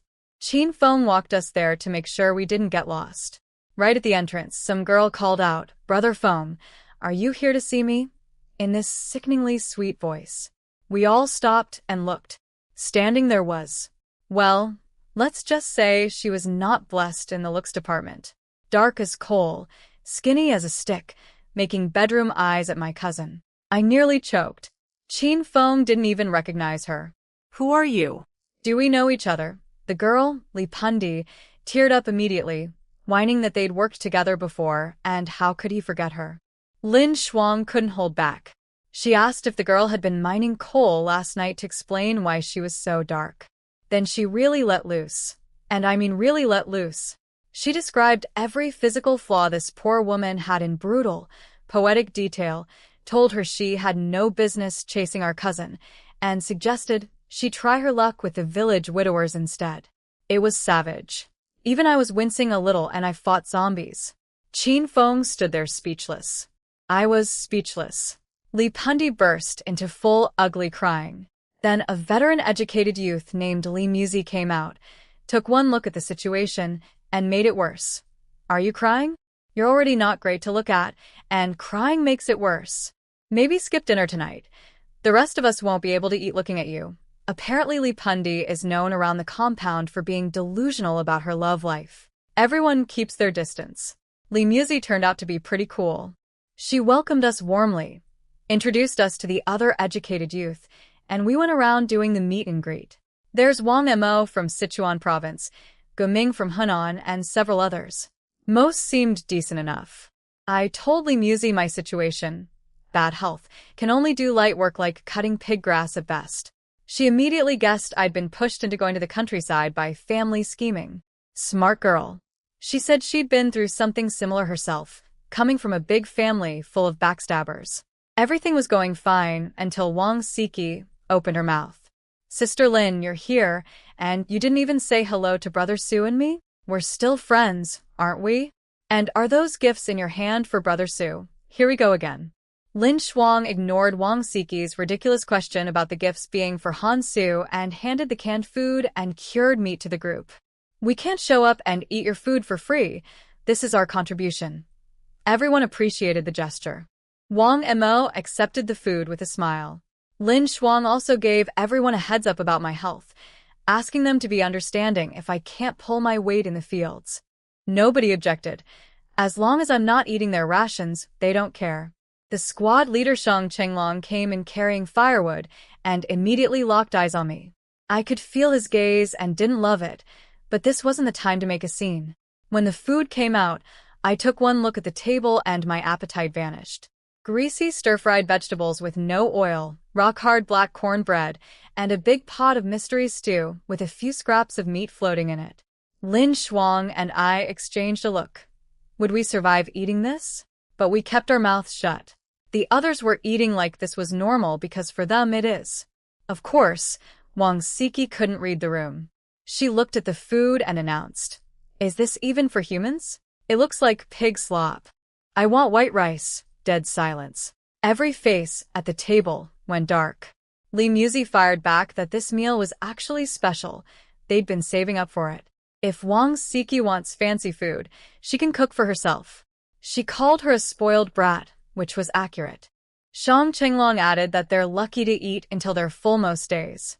White rice only happens once a year, at New Year. Han Su finally pulled Wang Siki aside and told her to stop talking, though I could tell he was thinking the same thing. He just had enough sense not to say it out loud. I think he's starting to realize Wang Siki is more liability than asset. Lin Shuang and I ate quietly. Honestly, after surviving the apocalypse, we've eaten far worse. But that cornbread was something else. I gnawed on it for ages, couldn't finish it, and secretly hid the rest. The stew was actually decent, though. We stopped after one bowl each. Meanwhile, everyone else was practically fighting over the food, shoveling it down like they hadn't eaten in days. After the table was completely cleaned, one guy, Guming, patted his round belly and said this one meal's worth of oil and fat would keep him going for half a month. Another guy, Chun Zhaoyang, complained about how impossible it is to catch wild chickens and rabbits in the mountains. They've practically become spirits, he said. Looking at how these people live, I realized just how hard this era really is. Reading about it in textbooks is one thing. Watching people celebrate over one decent meal is another entirely. The educated youth were talking about how they spend most of their time foraging mushrooms and wild vegetables on the mountain, only catching a rabbit or chicken once in a blue moon. From spring onward, it's wild greens 3 meals a day until everyone's face turns green. Lin Shuang and I listened, thinking, is countryside life really this miserable? In our past life, food was scarce too, but at least we had stockpiles. Then Han Su stirred up trouble. He pointed out that while I'm the brigade leader's relative and can stay at Grandma's house, Lin Shuang isn't family and should move back to the youth dormitory. Lin Shuang didn't even blink. Who are you to me? We're done. After years of eating my food and spending my money, you can't function without me. Is that it? Everyone's opinion of Han Su shifted instantly. The nice guy image crumbled the moment they heard he'd been a freeloader. He tried to argue that their parents arranged the engagement and she can't just cancel it unilaterally. Lin Shuang called him trash and a cheater, told him to stay away from her, and threatened to break his legs if he bothered her again. Wang Siki jumped in to defend him, naturally, and Lin Shuang told them they deserve each other. 2 peas in a rotten pod. You want him? Keep him on a leash. I don't eat reheated leftovers. I could see Lin Shuang was reaching her boiling point, so I suggested we head home. We said our goodbyes and left. Behind us, everyone scattered without giving Han Su or Wang Siki a second glance. Walking home under the stars, we talked about the future. The air out here really is incredible. I asked Lin Shuang how long she thinks we'll live in this era. She said probably a full natural lifespan. Her supernatural abilities would keep her alive past 100 easily. That made me anxious. If I can't reactivate my own powers, I'll die of old age long before her. She reassured me that if she kept her abilities through transmigration, I probably can too. Plus my system might help. Speaking of the system, the check-ins have been giving me nothing but food lately. Black fungus, ingredients, random groceries. Not a single useful medicine or treasure. I'm starting to think Jian Jian is deliberately messing with me. The next morning, I signed in and got 1 gene of blackwood ear mushrooms. I nearly lost it. Are you doing this on purpose? Am I going to starve to death if you don't feed me? Jian Jian insisted the rewards are random. Sure they are. Lin Shuang told me not to worry about farm work, but I insisted on at least trying to cut some pig grass today. If I do absolutely nothing, people will talk about my uncle behind his back. She said anyone who gossips will answer to her fists, but I told her to calm down. I'll do what I can, and if my body can't handle it, I'll stop. Oh, and one more thing. As we were walking home last night, I didn't notice, but apparently some mysterious figure was lurking in the shadows nearby. Someone called him Commander, and they were heading to investigate a cave full of treasures in the mountains.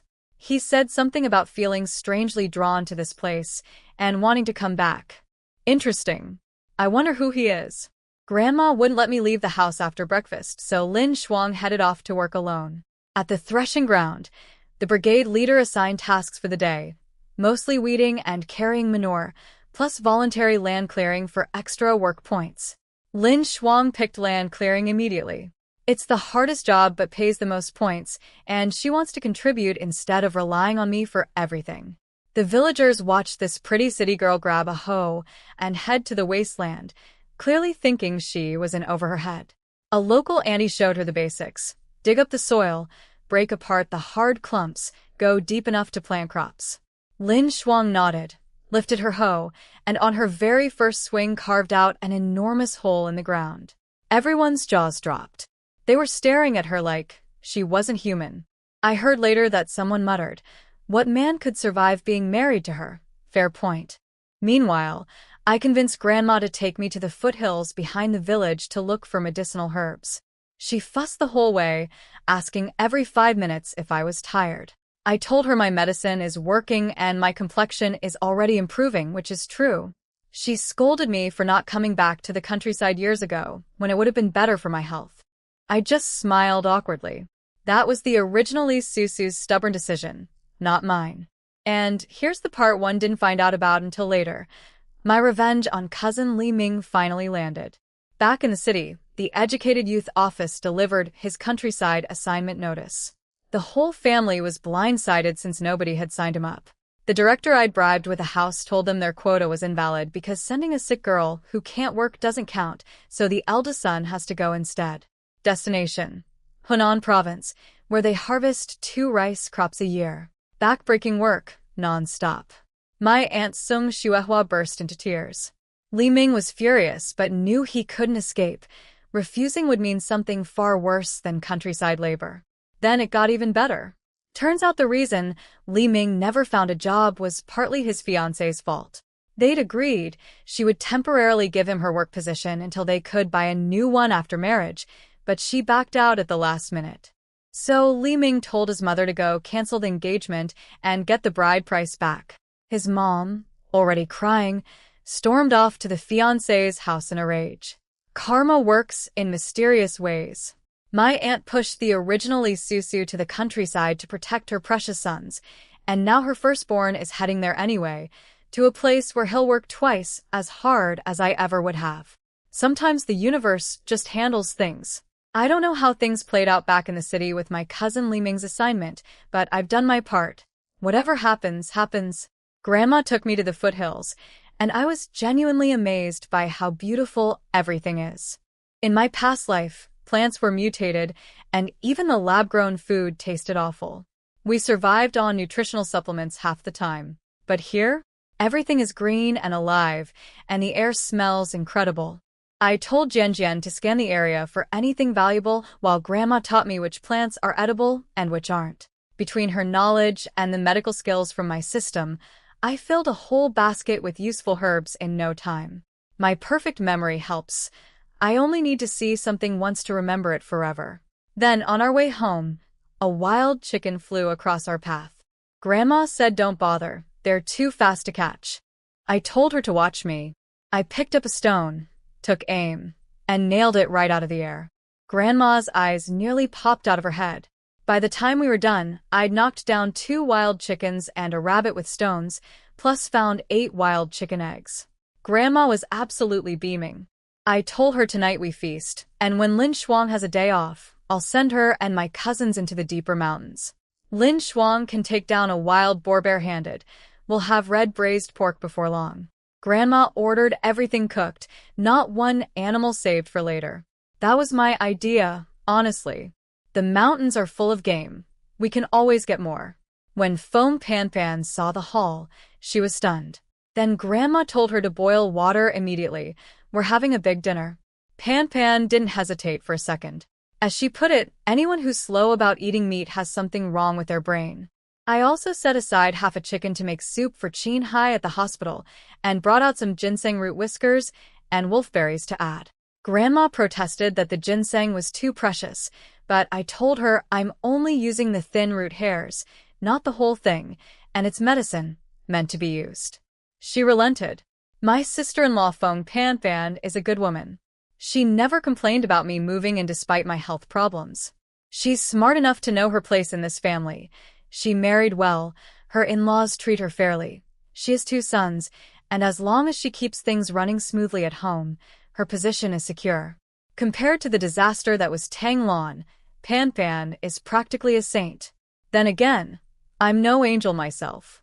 Between the 2 of us, she's definitely the better person. After handing the ingredients to my sister-in-law, I went to lie down.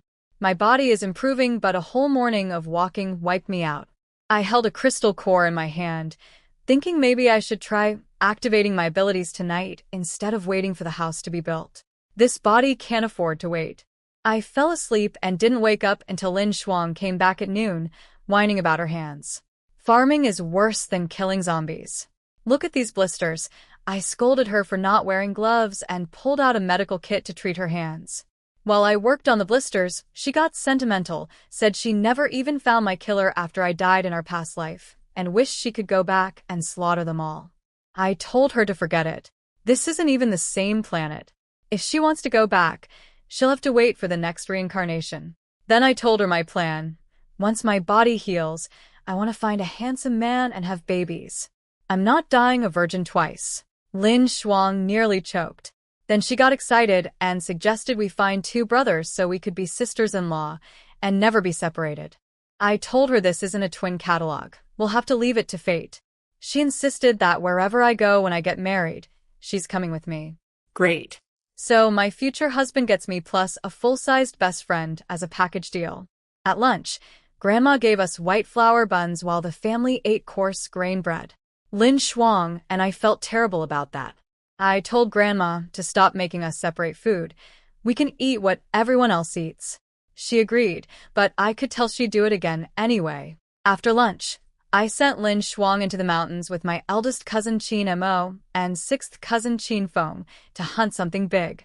I specifically told her to be careful and not traumatize my cousins. Please don't punch anything in the head like you do with zombies. She promised to bring back a whole pig. I was nervous. When they came back, Qin Feng was guzzling water like he'd seen a ghost, and Qin Mo was just standing there, staring at nothing. Lin Shuang had blood all over her pants. What happened? Where's the meat? I asked. Lin Shuang said they'd hidden the kills and would retrieve them after dark to avoid having to share with the whole village. Smart. But why were my cousins acting like trauma patients? Qin Feng finally spoke up. Little sis. She punched a wild boar. One punch. Its eyeballs flew out of its head and landed on the ground, staring at us. I immediately had the visual and wished I didn't. Qin Mo added weakly that he just needed a moment to recover. I tried to lighten the mood. It's just killing a pig, not a person. Once we cook it tonight, it won't seem so scary. Bad choice of words. Both cousins instantly imagined that same punch landing on a human skull and shuddered violently. Qin Mo begged, "Please, little sis, tell her to use a knife next time. Your brothers have small hearts." That scene was too much. Apparently, it wasn't just the eyeballs. The brain matter and blood were everywhere too. If they hadn't already butchered chickens and ducks before, this would have given them lifelong nightmares. I looked at Lin Shuang. She awkwardly scratched her nose. I didn't mean to. I just saw 3 fat wild boars and got excited. 3. She killed 3 wild boars. My cousins are going to need therapy.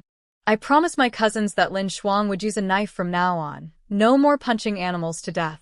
She agreed, looking genuinely sheepish about the whole eyeball incident. Even she realized that normal farmers aren't used to that level of gore.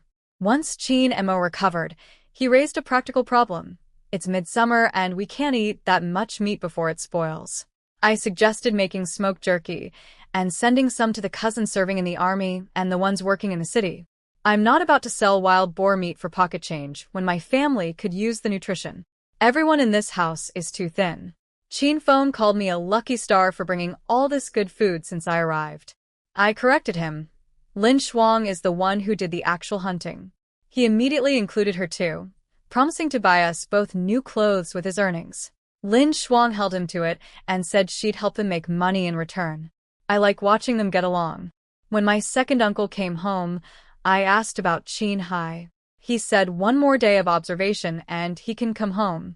He thanked me for the ginseng and I told him to stop being so formal. We're family. Then I apologized again for the whole Tanglon disaster. I'd underestimated how dangerous that woman was. I figured the worst case would be a messy divorce, not a stabbing. My uncle shut down my guilt completely. He said even if I hadn't spoken up, the truth would have come out eventually. No children after years of trying would have led them to a doctor sooner or later. Better to rip off the bandage, now while Chin Hai is still young enough to remarry. He said he doesn't blame me one bit, and actually thanked me for saving his son from wasting more years. That finally lifted the weight off my chest. I reflected on how blunt I'd become after decades of apocalypse survival. Normal social skills have basically rusted away. Lin Shuang is even worse. We're both steel-hearted women trying to live among gentle civilians. It's an adjustment. At dinner, Grandma proudly announced the wild chicken and rabbit I'd caught that morning. Then Chin Feng casually dropped the bombshell about the wild boars. My uncle's chopsticks froze midair. Say that again. The whole table was stunned. Wild boars are man-eating monsters that villagers run from. And we killed several in one afternoon? Lin Shuang waved it off. Don't worry. Those animals aren't tough at all. When we run out of meat, I'll just go get more.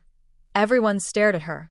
My uncle wanted to know, if wild boars aren't tough, what is? Bears? He recovered his composure enough to lay down a rule. Never go into the mountains without telling the family first. There are wolves, tigers, and bears up there. If something goes wrong, they need to know where to find us. He was dead serious about it. Fair enough, we'll follow the rules. My uncle didn't share the wild boar meat with the rest of the village, and I respected him so much for that. He's not one of those annoyingly selfless leaders who gives away his own family's food. He figured correctly that Lin Shuang did all the work, we have a big family to feed and I need the nutrition. Everyone in the village keeps their own catches anyway, unless someone sees them. This uncle? Definitely someone I can work with. If he'd try to distribute our meat, I would have made sure we never hunted that much again. I'm no saint. At dinner, I asked when we could start building the house. He said tomorrow. He'd find workers to dig the foundation and buy bricks. He seemed concerned about the cost, since a brick house runs at least 500 yuan. I told him not to worry about my finances. I sold one of my parents' houses before leaving the city, and the other two are rented out, bringing in dozens of yuan monthly. Plus, I still have my parents' savings. I haven't touched my brother's share either. I believe he's alive somewhere, probably on some secret mission. Then I told Grandma something I'd been holding back. I know my parents are still alive. I don't know exactly where yet, but I'll find them. Grandma teared up. I promised her we'd reunite the family eventually, but I need to heal this body first or I can't do anything. My uncles were clearly emotional too. Not knowing if their sister is dead or alive is the worst kind of torture. After dinner, Chin Feng led the men up the mountain in the dark to retrieve the wild boar carcasses. Meanwhile, Lin Shuang came back covered in mosquito bites, complaining dramatically. I asked why she didn't use the insect repellent she has in her storage space. She smacked her own forehead. She'd completely forgotten. I teased her that she's getting forgetful before she's even married, which is a bad sign. Chin Feng joked that if I get married someday, Lin Shuang would have to come as a buy one get one free deal. Chin Mo smacked him for it, but Lin Shuang just laughed and said she'd happily be included in the package. I shut the whole conversation down, no marriage talk until my body is healthy, period. Then the whole family pitched in to butcher the boars before the July heat spoiled everything. I watched my uncle chop everything up with impressive speed and told him to throw away the organs. Who knows what wild boars eat in the mountains? He agreed and said he'd feed the guts to the village stray dogs. Looking at this scene, the whole family working together under the night sky, joking and teasing each other, I felt something I hadn't experienced in a very long time. Peace. Real, quiet, ordinary peace. After decades of fighting zombies and building civilizations, this simple life might be exactly what I needed. While the family spent the whole night processing the wild boar meat, I had more important things to do.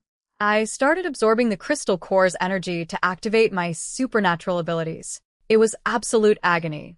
My whole body felt like it was on fire, and my bones felt like a million ants were chewing through them.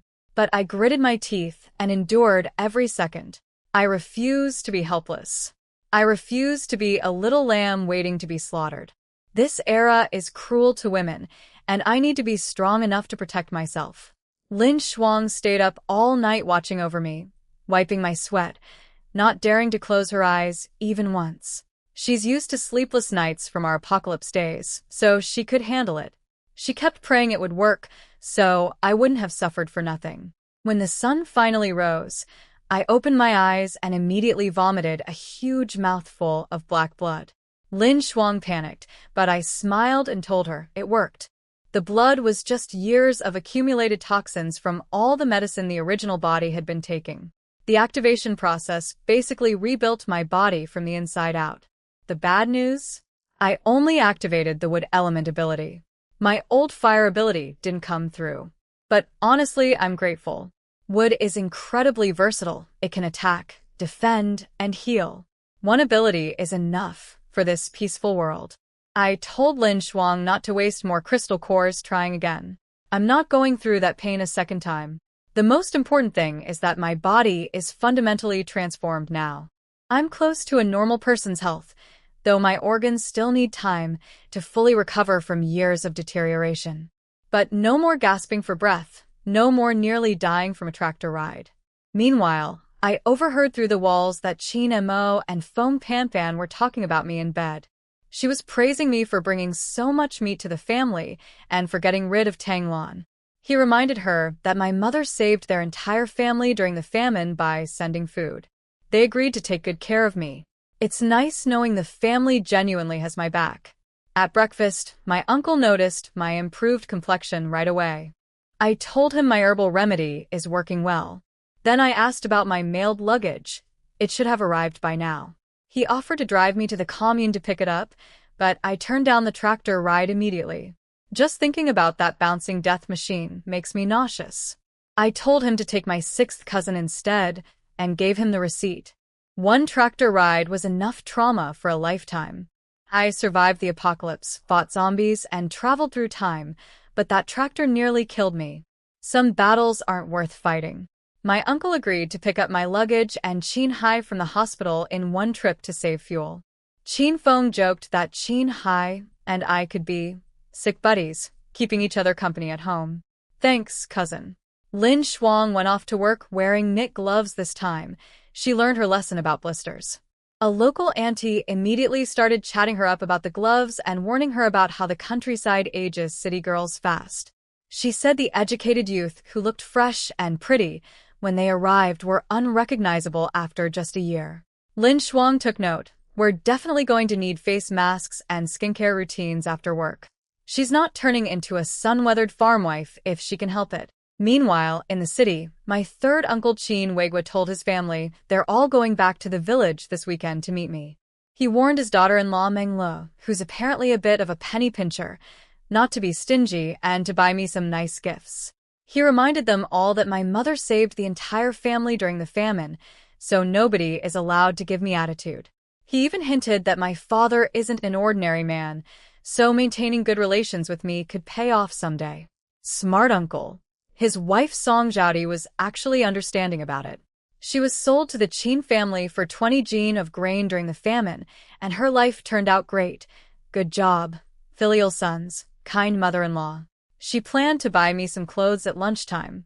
Back at the house, I was sitting in the courtyard when a man walked through the gate, froze, and stared at me like he'd entered the wrong house. He actually went back outside to double-check the door before coming in again. Who are you? Why are you in my house? I recognized him immediately from Grandma's description. My fourth uncle, Qin Baogua, the one who's always traveling and never home. I smiled sweetly and said, "Hello, little uncle. I'm Li Susu, your sister's daughter." His jaw dropped. He'd only been gone half a month, and suddenly his niece had appeared out of nowhere. I decided to test his affection immediately. I put on my best puppy dog face and quivered my lip. Does little uncle not like me? He panicked instantly. No. Little ancestor, uncle was wrong. I love you. I'll buy you candy. Please don't cry, too easy. I think I'm going to like this uncle. My fourth uncle Chin Bagua is 28 and still single, which means he has zero experience dealing with girls. When I pretended to be upset, he completely fell apart trying to comfort me. It was hilarious. I calmed him down and then casually asked if he'd been out doing some unofficial business. In this era, if you don't have a formal job and you're making money, there's really only one explanation: black market trading. His face went white, and he immediately looked around to make sure nobody heard. Little ancestor, keep your voice down. If your grandma finds out, she'll break my legs. He shoved a handful of big bills into my hand as hush money. I pocketed them without hesitation. Don't worry, uncle. The bribe has been accepted. Your secret is safe. But I told him to be careful. Grandma is too old for that kind of shock. Then I asked when he's bringing home a wife. He said he hasn't met his destined one yet and would rather stay single forever than settle. Pretty progressive for this era. Grandma apparently gets smoke coming out of her ears every time his bachelor status comes up. He asked about my situation and I explained the whole countryside thing. He got angry at my uncle's family for sending me away, but I told him not to worry. I'd already signed up my cousin Li Ming for countryside duty before I left. Revenge was served. I told him I don't hold too much of a grudge against my second uncle's family. They weren't great, but without them, the original Li Susu would have been dead long ago. He softened up and said from now on, I'm basically his kid since he doesn't have any of his own. Meanwhile, my uncle and Chin Feng went to pick up my luggage from the commune post office. They found 8 huge bags waiting for them. The worker was annoyed at how much space it was taking up. My uncle couldn't believe it. He thought I'd moved my entire household. One bag was full of pots and pans, which Chin Feng figured meant I'm planning to cook for myself once the house is built. My uncle understood. 2 young women living in someone else's home is never fully comfortable, no matter how kind the family is. Then they went to the hospital to collect Chin Hai. The doctor cleared him, and he walked out vowing never to return.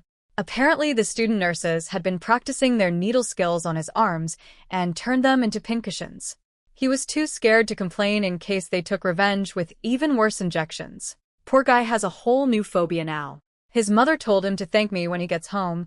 I paid his medical bills, sent him ginseng chicken soup, and most importantly, exposed Tang Lon before she could do even more damage to the family. Kin hai nốt đét quia ly. I think he's starting to realize just how lucky he was that I showed up when I did. When the tractor pulled up with my luggage, my fourth uncle Chin Bagua rushed out to help. My first uncle was in a grumpy mood and snapped at him for being gone so long without telling anyone about the family crisis. Chin Bagua tried to defend himself, saying he'd left a friend's phone number for emergencies. Uncle wasn't having it. Then they saw the luggage, 8 huge bags. My uncle couldn't believe it. I explained that some bags were my personal things, and some were gifts for the family. I'd bought everything before leaving the city, but my body was too weak to carry it all on the train. I started listing everything. New clothes and shoes for everyone, fabric for the women to sew their own outfits, silk scarves, socks, gloves, belts for the men, white liquor. And cigarettes for my uncles, milk powder for the little ones, canned food, red and brown sugar, and dried meat to mail to my 2 cousins in the army. Some of it I bought, some I acquired through other means. My uncle got emotional but told me not to spend so much money in the future. I need to save for when my parents and brother come back. I promised this was a one-time thing, and next time I'll buy gifts with money I earn myself. Foam Pant then opened the bags and was stunned by how much nice stuff was inside. She could tell it cost a fortune. I told her the fabric came from Beijing and was better quality than anything available locally. My uncle told everyone to put the gifts away and let Grandma distribute them when she gets home. No one gets to pick first. And then the real entertainment began. When Grandma came home and saw Chin Bagua, she grabbed a feather duster and chased him around the entire courtyard, whacking at him and screaming, "You useless boy. You're almost 30 and still not married. Your nephew already has kids. When your father died, he should have taken you with him." Lin Shuang and I watched from the sideline, dying of laughter. She pointed out that despite Grandma's ferocious chasing, she hadn't actually landed a single hit, and Chin Bagua's dodging skills were clearly perfected through years of practice. My uncle begged for mercy. "Mom, Stop before you throw out your back. I promise I won't stay away so long next time. Grandma was furious about him being single. She wanted him married yesterday, but he insisted he won't settle. The village girls aren't educated enough for him. He's a high school graduate and wants someone he can actually have a conversation with. He's not a breeding pig, he said. His brothers can carry on the family line. I stepped in to calm Grandma down, telling her to drink some water and stop stressing herself. I said forcing someone into a loveless marriage isn't fair either. Nobody should just settle for a lifetime of unhappiness. Grandma was still fuming, but at least she put down the feather duster. Honestly, watching my 28-year-old uncle get chased around by a tiny old woman was the best entertainment I've had since arriving in this era. Better than any drama on earth. My uncle finally got Grandma to stop nagging about marriage, partly thanks to me backing him up. She gave in with a parting shot. Fine, but don't come crying when there's nobody to bury you. He shot me a grateful look. You're welcome, uncle. At dinner, Foam Pan Pan made a huge pot of pork stew with glass noodles and chicken with mushrooms. The smell was so good that the neighbors could probably taste it through their walls. Grandma wisely sent a big bowl of meat over to the closest neighbor, saying it was from her granddaughter. Smart move. If the brigade leader's family is eating meat every day and not sharing, someone will report it eventually. The next morning, after everyone left for work, I dragged my fourth uncle and Chin Fong into the deep mountains with me. I still need fresh herbs for my medicine. They came fully armed. Uncle even brought a hunting rifle. I appreciated the concern, but honestly, with Jian Jian scanning the area, I'm more worried about the wildlife than they should be about me. I asked Jian Jian to point me toward good stuff. It said there were treasures to the southeast, but also 2 wild boars, making babies over there. Noted. I warned my uncle and cousin to watch out for snakes, and my uncle got excited. He said snake soup is delicious. That actually made me hungry. I've eaten a lot of exotic food across 2 lifetimes, but never fresh snake stew. As we walked, I grabbed every useful herb, edible plant, and medicinal root I could find. Then Jian Jian led me to the real prize, 2 wild ginseng roots growing in the deep forest. My cousin's eyes went wide. My uncle estimated they could sell for several thousand yuan. I told them I'm not selling. I'm going to make medicine for the whole family. Grandma's body is full of old injuries from years of hard living and the famine. If we don't treat her now, she'll be in constant pain within a few years. The same goes for my uncles. I'd rather have my family healthy at 80 than dead at 60 with money in the bank. Chin Fong nearly cried at the thought of not selling something worth enough to build a whole row of houses. But I told him money is replaceable, health isn't. Plus I can find more ginseng. If I found it once, I'll find it again. I also planned to send some to my cousins in the army, where it could save lives in an emergency. Then I brought up Chin Feng's job situation. He's been out of work since graduating high school. I offered to lend him money to buy a work position. No rush on repayment. When my parents come back, I'll need the whole family healthy and established to help take care of them.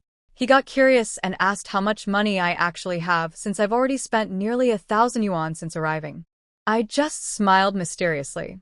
You couldn't guess if you tried. Just know that your little sister is rich. Richer than you can imagine. His face was priceless. My uncle warned me not to go around telling people I'm rich. Thieves would be knocking on my door every night. I told him to relax. All my valuables are stored in a place nobody can find, and even if someone tried to rob me, Lin Shuang would launch them out of the courtyard before they got close. We went back to digging out the ginseng. I had to use my bare hands since tools would damage the roots. My uncle and Chin Fong knelt down to help. We'd just gotten the first one out when Jian Jian screamed in my head, "Wild boars incoming. Get up a tree now." I yelled at everyone to climb. We scrambled up the nearest tree, and I actually climbed faster than both of them despite my weak body. Seconds later, 2 massive wild boars burst out of the bushes. They spotted us and started slamming into our tree like battering rams. My uncle grabbed his hunting rifle and fired, but only hit the boar's neck. That just made them angrier. The tree was shaking so hard I nearly fell off. "Uncle, are you any good with that thing?" "Give it to me. My dad taught me to shoot when I was little, and my aim is better than yours," He hesitated, but another violent tree shake convinced him. He handed over the rifle. I knew from my medical training that the kill spot on a wild boar is right above the midpoint between the eyes. I steadied myself, aimed, and dropped the first boar with one shot. Then I quickly took out the second one. My uncle and cousin stared at me in complete shock. Qin Feng said I should have been a military sharpshooter. My uncle couldn't wrap his head around how a frail little girl could shoot like a sniper. After confirming both boars were dead, we dug up the second ginseng root and headed down the mountain fast. Blood attracts wolves. On the way back, I kept picking off small animals with stones. By the time we reached the base of the mountain, my uncle and cousin were draped in wild chickens and rabbits like Christmas trees. They'd basically been reduced to human luggage racks while I did all the hunting. My uncle was already planning our future partnership. I hunt, he sells at the black market. Honestly, not a bad deal. We snuck home through the back gate to avoid being seen by villagers. Foam Pan Pan was feeding chickens in the backyard and nearly had a heart attack when she saw us loaded down with game. Did you rob someone? She told us my third uncle's family had arrived for a visit. Qin Feng quietly warned me that my fourth cousin's wife, Meng Lo, is a bit of a penny pincher, but not a bad person at heart. I told him not to worry, as long as she doesn't cross a line, I won't make trouble. Her stinginess can't touch me anyway since we don't share a household. When third Uncle Qin Wegwa saw us looking like we'd been through a war, he was alarmed. Qin Feng scratched his head and said, "Don't worry, Dad. We're fine. Susu killed everything. Uncle and I were just the porters. My uncle and cousin have officially accepted their role as my hunting assistants. Two grown men, completely outclassed by a teenage girl with a weak body and a handful of rocks. I think they need some time to process that." When my third uncle's family heard I'd killed all those animals myself, nobody believed it. A sick girl with deadly aim? Qin Feng jumped to my defense, bragging about my sharpshooting and stone-throwing skills, and teased that I'd even found wild ginseng. I tried to downplay it, saying my father taught me some survival skills when I was young. Third Aunt Song Zhaodi was genuinely impressed. She started nagging her son and daughter-in-law to give her a granddaughter, saying boys are worthless compared to a sweet girl like me. The Qin family apparently has incredibly strong male genes. Every single baby born has been a boy. My cousin's wife Meng Le joked that they can't control biology. I told everyone to stop chatting and start processing the wild game. I was genuinely exhausted, so I excused myself to rest while they handled the cooking. After I left, things apparently got tense. Qin Feng was still excitedly telling everyone about the ginseng, and Meng Li's eyes immediately lit up. She suggested the ginseng should be split equally among everyone who went on the trip.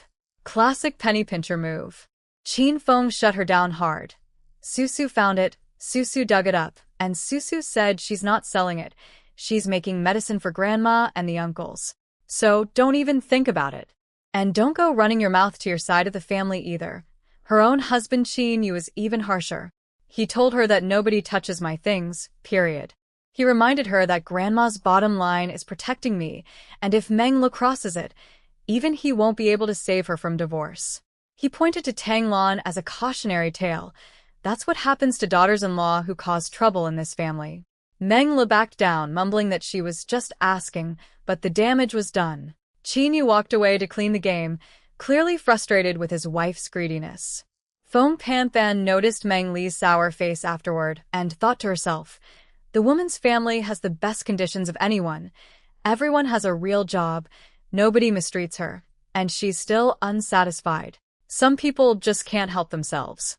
I missed all this drama because I was lying in bed reading through a complete herbal medicine manual that Jian Jian had given me as today's check-in reward. Finally, something actually useful. This is the best thing the system has produced since I arrived. When Lin Shuang came home from work, she met the third uncle's family and greeted everyone politely. I asked her how the day went, and she said it was fine. Her hands hurt a bit, but otherwise the work isn't bad since she eats enough to fuel her superhuman strength. The thing people don't realize about her is that her massive output requires massive input. If we weren't both secretly wealthy, her food bill alone would bankrupt us. I told her I'd found great stuff in the mountains today, and once she has a day off, we'll sneak up there together for a private feast. Her eyes sparkled. That's my Susu, always taking care of me. At lunch, Menglo wasted no time trying to play matchmaker. She looked at Lin Shuang and asked if she had a boyfriend. I could see the calculations in her eyes, probably thinking about her unmarried brother back home. Lin Shuang caught on instantly. Without missing a beat, she said she'd just broken off an engagement because the groom's family couldn't afford the bride price. My parents want 1,000 yuan, plus the 3 rotations and 1 ring, a sewing machine, a bicycle, a watch, and a radio. If your candidate can meet those terms, I'm interested. Meng Li's jaw nearly hit the floor. Her brother's family could scrape together 188 yuan at most. I had to look down to keep from laughing. Then Lin Shuang went further. Oh, and the man needs to be able to take a beating. I'm very strong, and it would be awkward if I became a widow right after the wedding. I couldn't hold it in anymore. I added helpfully, she can kick down a house with 1 foot, so please make sure any potential husband is durable. Otherwise his family will want a refund. Menglu clearly thought we were bluffing, so Lin Shuang picked up a rock and crushed it to powder in her bare hand. Meng Li's face went through about 5 different emotions in 3 seconds. She quietly decided her brother was definitely not harder than a rock and dropped the matchmaking idea entirely. I told her nicely that we're both too young for marriage, and my body is too fragile to burden any man with. She nodded and retreated from the conversation. Smart choice. Looking around at the Qin family wives, I'm keeping score. Foam Pan Fan is great. Tang Lan was a criminal fraud. Meng Lo is stingy and scheming but not evil. 2 cousins' wives are still in the army and unknown. I've decided I'll only help the decent branches of the family. The difficult ones can fend for themselves. I'm not a charity. At lunch, someone brought up finding Qin Hai a new wife. He shut it down firmly. I don't want to date anyone right now. Let me breathe. His mother understood. The Tang Lan wound is still fresh. She figured her son would sort himself out eventually, especially since his bachelor uncle is 28 and still single, so there's no rush. After the meal, my third uncle looked at all the gifts I'd given them and sighed, telling his wife to buy me nice things in return whenever she sees something good. Meng Lo immediately piped up. Susu has plenty of money. Why should we spend ours? What if she doesn't even like what we buy? Her husband Qin Yu snapped at her again, told her she's holding my gifts in her hands while bad-mouthing me, and asked if dogs ate her conscience. He threatened to send her back to her parents' home if she doesn't stop being so calculating. Privately, Qin Yu is exhausted by his wife. She was normal before marriage, but completely changed afterward. He chose her though, so he's stuck dealing with it. I almost feel sorry for him. Almost. The morning after my third uncle's family left, I took Qin Feng and fourth uncle back into the mountains. We'd sold the 2 wild boars for over 500 yuan on the black market, and I split the money 3 ways. They tried to refuse, but I told them if they don't take the cash, I won't bring them along anymore. That shut them up fast. We were having a great time foraging when suddenly, gunshots. Not hunting rifle sounds either. Real military weapons. I told everyone to climb a tree immediately. Seconds later, a group of men came running through the forest below us. They were speaking Japanese.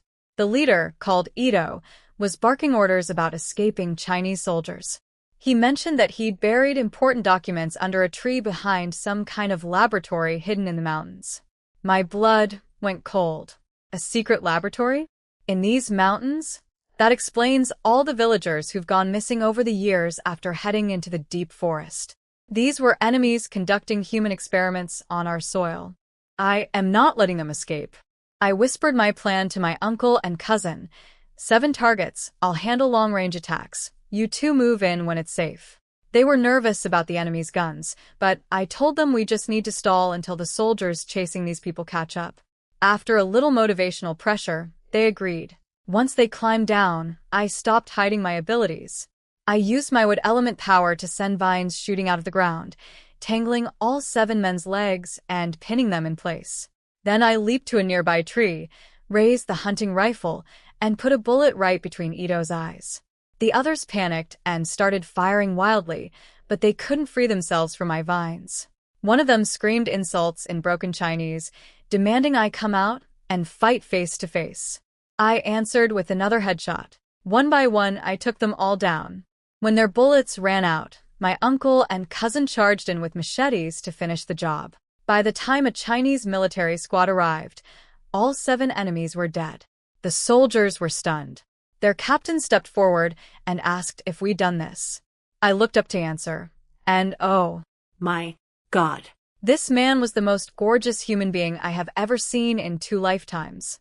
My heart started hammering so hard I thought it might actually kill my weak body. My brain immediately fast-forwarded to what our children would look like.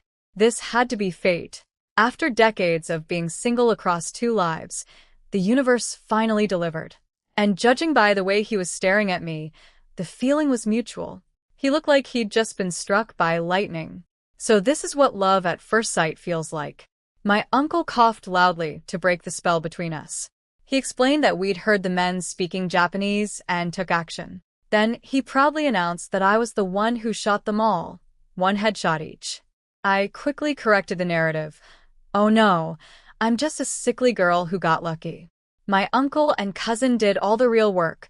My fragile flower image must be protected at all costs. The captain, his name is Siasiki, raised an eyebrow. Clearly not fully buying it, but he had bigger problems. His subordinate reminded him the documents haven't been found yet. I spoke up before I could stop myself. Are you looking for files? Because I might know where they are. Siasiki looked at me with intense interest. Well, this is going to be an interesting conversation. I told the captain that we'd overheard the enemies saying they buried documents under a tree behind the laboratory. His subordinate got overly excited asking if we were sure, and the captain, Siasiki, shut him down with a cold look, then sent most of his soldiers to go find the files. Once the noisy ones left, he asked for our names and which brigade we're from. My uncle immediately stepped in front of me, blocking the captain's very obvious stare in my direction. He introduced us, said we're from Heishan Brigade, and basically asked if we could leave now before our family worries. Siasiki looked a bit annoyed at having his view of me blocked, but kept it professional. He said he'd personally deliver our reward later. Then he told me a girl shouldn't be using a hunting rifle. Even though enforcement isn't strict, it could cause problems if the wrong people found out. That irritated me a little. So many opinions from a man I just met. But since he's military, I just nodded sweetly and said I'd be careful. The walk home was rough. Once we reached a safe distance, all 3 of us collapsed on the ground. I was physically exhausted. My uncle and cousin were psychologically wrecked. It was their first time killing anyone, and the reality was hitting hard. Qin Feng started vomiting violently when he thought about the head explosions. I tried to help. Just imagine they were wild boars, like the ones Lin Shuang punched. Bad move. My uncle immediately remembered Lin Shuang's pighead exploding incident and started hugging a tree and throwing up too. I shut my mouth after that. Some things people just have to work through on their own. Meanwhile, back at the scene, Siasiki was examining the bodies and marveling at my marksmanship. 3 perfect headshots with a hunting rifle. Even his best soldiers couldn't do that. He ordered the bodies stripped of useful items and buried deep so villagers wouldn't stumble onto them. And he couldn't stop thinking about me. Apparently, everyone says he's cold toward women, but he insists he just hasn't met the right one before. Now he has. When we got home, Feng Panpan saw the blood on our clothes and assumed it was animal blood. She told us to change quickly before the stain set. Asked her to make us some porridge. We'd skipped lunch entirely. Qin Feng confronted me while drinking water. How are you not affected? How can you still eat? And why do you and Lin Shuang always go for the head? I wanted to say it's a zombie-killing habit burned into my muscle memory, but obviously I couldn't.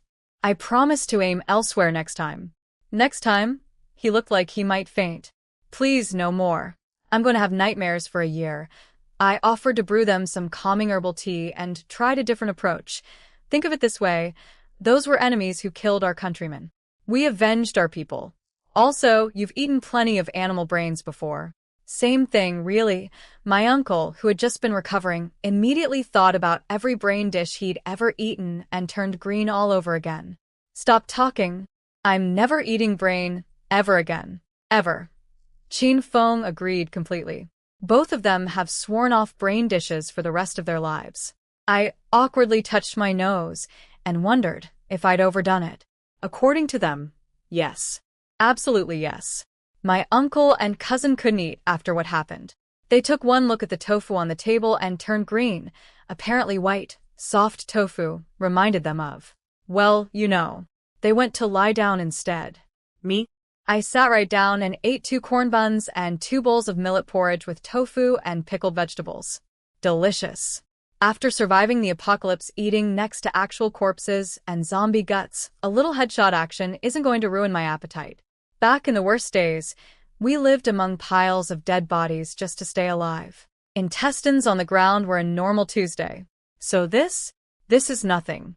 The food here is honestly amazing compared to my past life. In the future, everything was contaminated, and we mostly survived on nutritional liquid. If I'd known dying would bring me to a world with real, uncontaminated grain, I might have done myself in sooner and saved my enemies the trouble.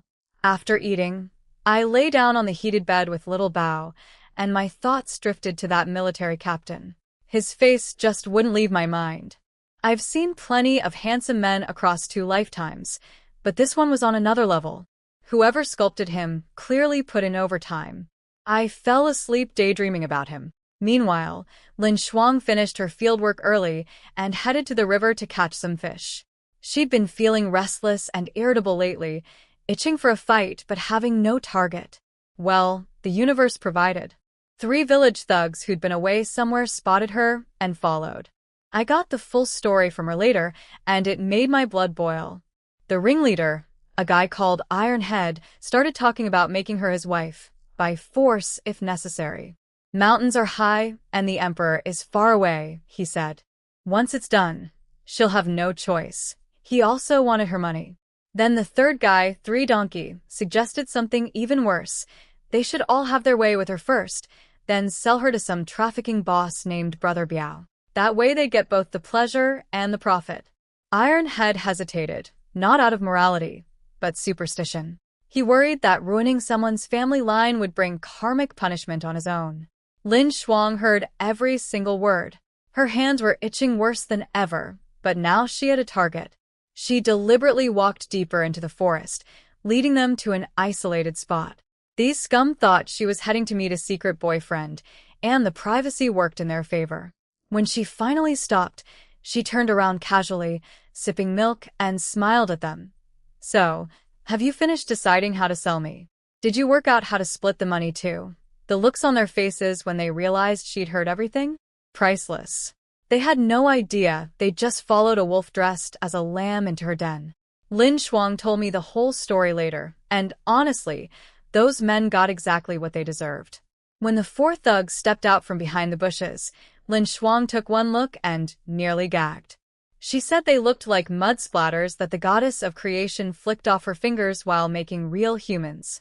No wonder they couldn't find wives. The ringleader, Ironhead, tried his tough guy routine. Be a good girl and make us happy or else.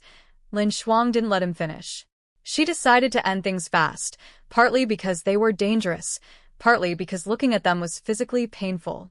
She punched Ironhead's head clean off. The other 3 screamed and tried to run, but Lin Shuang was way too fast. One by one, she took them all down. Then she tied the bodies together and dragged them into the deep forest. She didn't even find wild boars. She found something better. A wolf pack. She tossed all 4 bodies to the wolves and said, "Dinner's on me." "You're welcome." The alpha wolf seemed confused at first, then caught the scent of blood and understood the arrangement perfectly. Lin Shuang warned the wolves not to get any ideas about her, then strolled away. She changed clothes, shot 2 wild chickens on the way home, and walked in like nothing happened. I smelled the blood on her the second she entered the room. She was surprised I could detect it. I noticed her right hand was swollen and red. She'd forgotten this body isn't the indestructible one from our past life. I treated her hand and scolded her for not being more careful. She promised the cleanup was thorough. Wolf stomachs leave no evidence. We agreed on a cover story. The hand injury happened during farm work. Simple and believable. Later, I went to find Grandma. She casually mentioned that we should sell the extra wild game through my fourth uncle's connections. I was shocked. She knows about his black market activities? Please. I gave birth to him. I know what he's doing before he does it. I just pretend not to notice because he's not stupid enough to get caught. Then she pivoted to marriage talk. She wants me married before 20, saying I'm too pretty to let just anyone have me. I deflected by pointing out that Chin Feng doesn't have a girlfriend either, so maybe focus the matchmaking energy on him. That shut her up. Apparently, he's just as picky as my bachelor uncle. Like uncle, like nephew. I escaped to the kitchen before she could circle back to my love life. Between Grandma's marriage pressure and today's body count, it's been quite a day. At dinner, I was relieved to see my uncle and Chin Feng looking better. I told them to eat plenty and drink the chicken soup. A full stomach means better sleep, and better sleep means less time replaying today's events.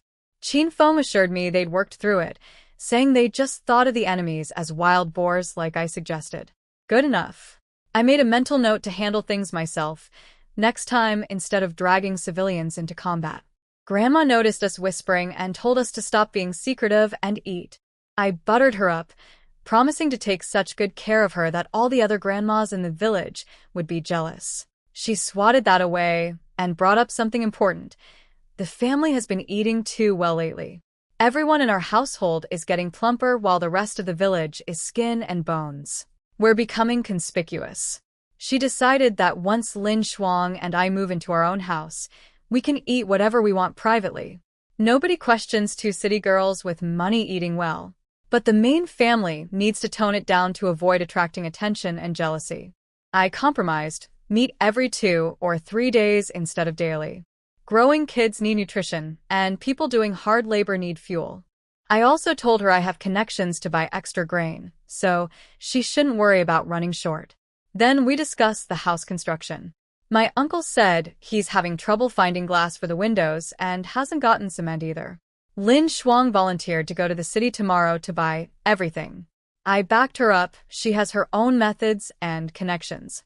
My uncle was skeptical, but we convinced him. Lin Shuang doesn't want anyone tagging along because she needs freedom to use her storage space and check out the black market for business opportunities. My uncle reminded her to watch out for human traffickers. Lin Shuang grinned and said if she runs into traffickers, it's an open question who'd end up selling whom. She's actually hoping criminals find her. Black-on-black robbery is the fastest way to make money, and we both enjoy that particular income stream. After dinner, I gave Lin Shuang a detailed shopping list. Glass, cement, white wall coating or wallpaper, and newspapers for insulation. We're going to live in this house for years, and I refuse to wake up every morning with dirt on my face. She promised to handle it all. I warned her to be careful of knockout drugs and poisons while she's out. Her combat skills are unbeatable, but a drugged drink could take anyone down. She told me to stop bothering her and go to bed. Fair enough. But I'll still worry. That's what best friends do. I didn't know any of this at the time, but I later pieced together what happened on Siki's side after our encounter in the mountains. After completing his mission, he went straight home to the capital. Apparently, I was stuck in his head, the little lamb who turned out to be a sharpshooter. He likes that. According to him, he can't stand women who cry at everything. A girl who can calmly take out enemies? That's his type. Well, good to know. When he walked into his house, his mother was chatting with a woman named Tang Xiaoxiao from a neighboring military family. This girl has been chasing Siki for years, waiting for him until she's already 20. But he's never given her a second glance. He didn't waste any time. Right in front of her, he told her flat out, I don't like you. Never have, never will.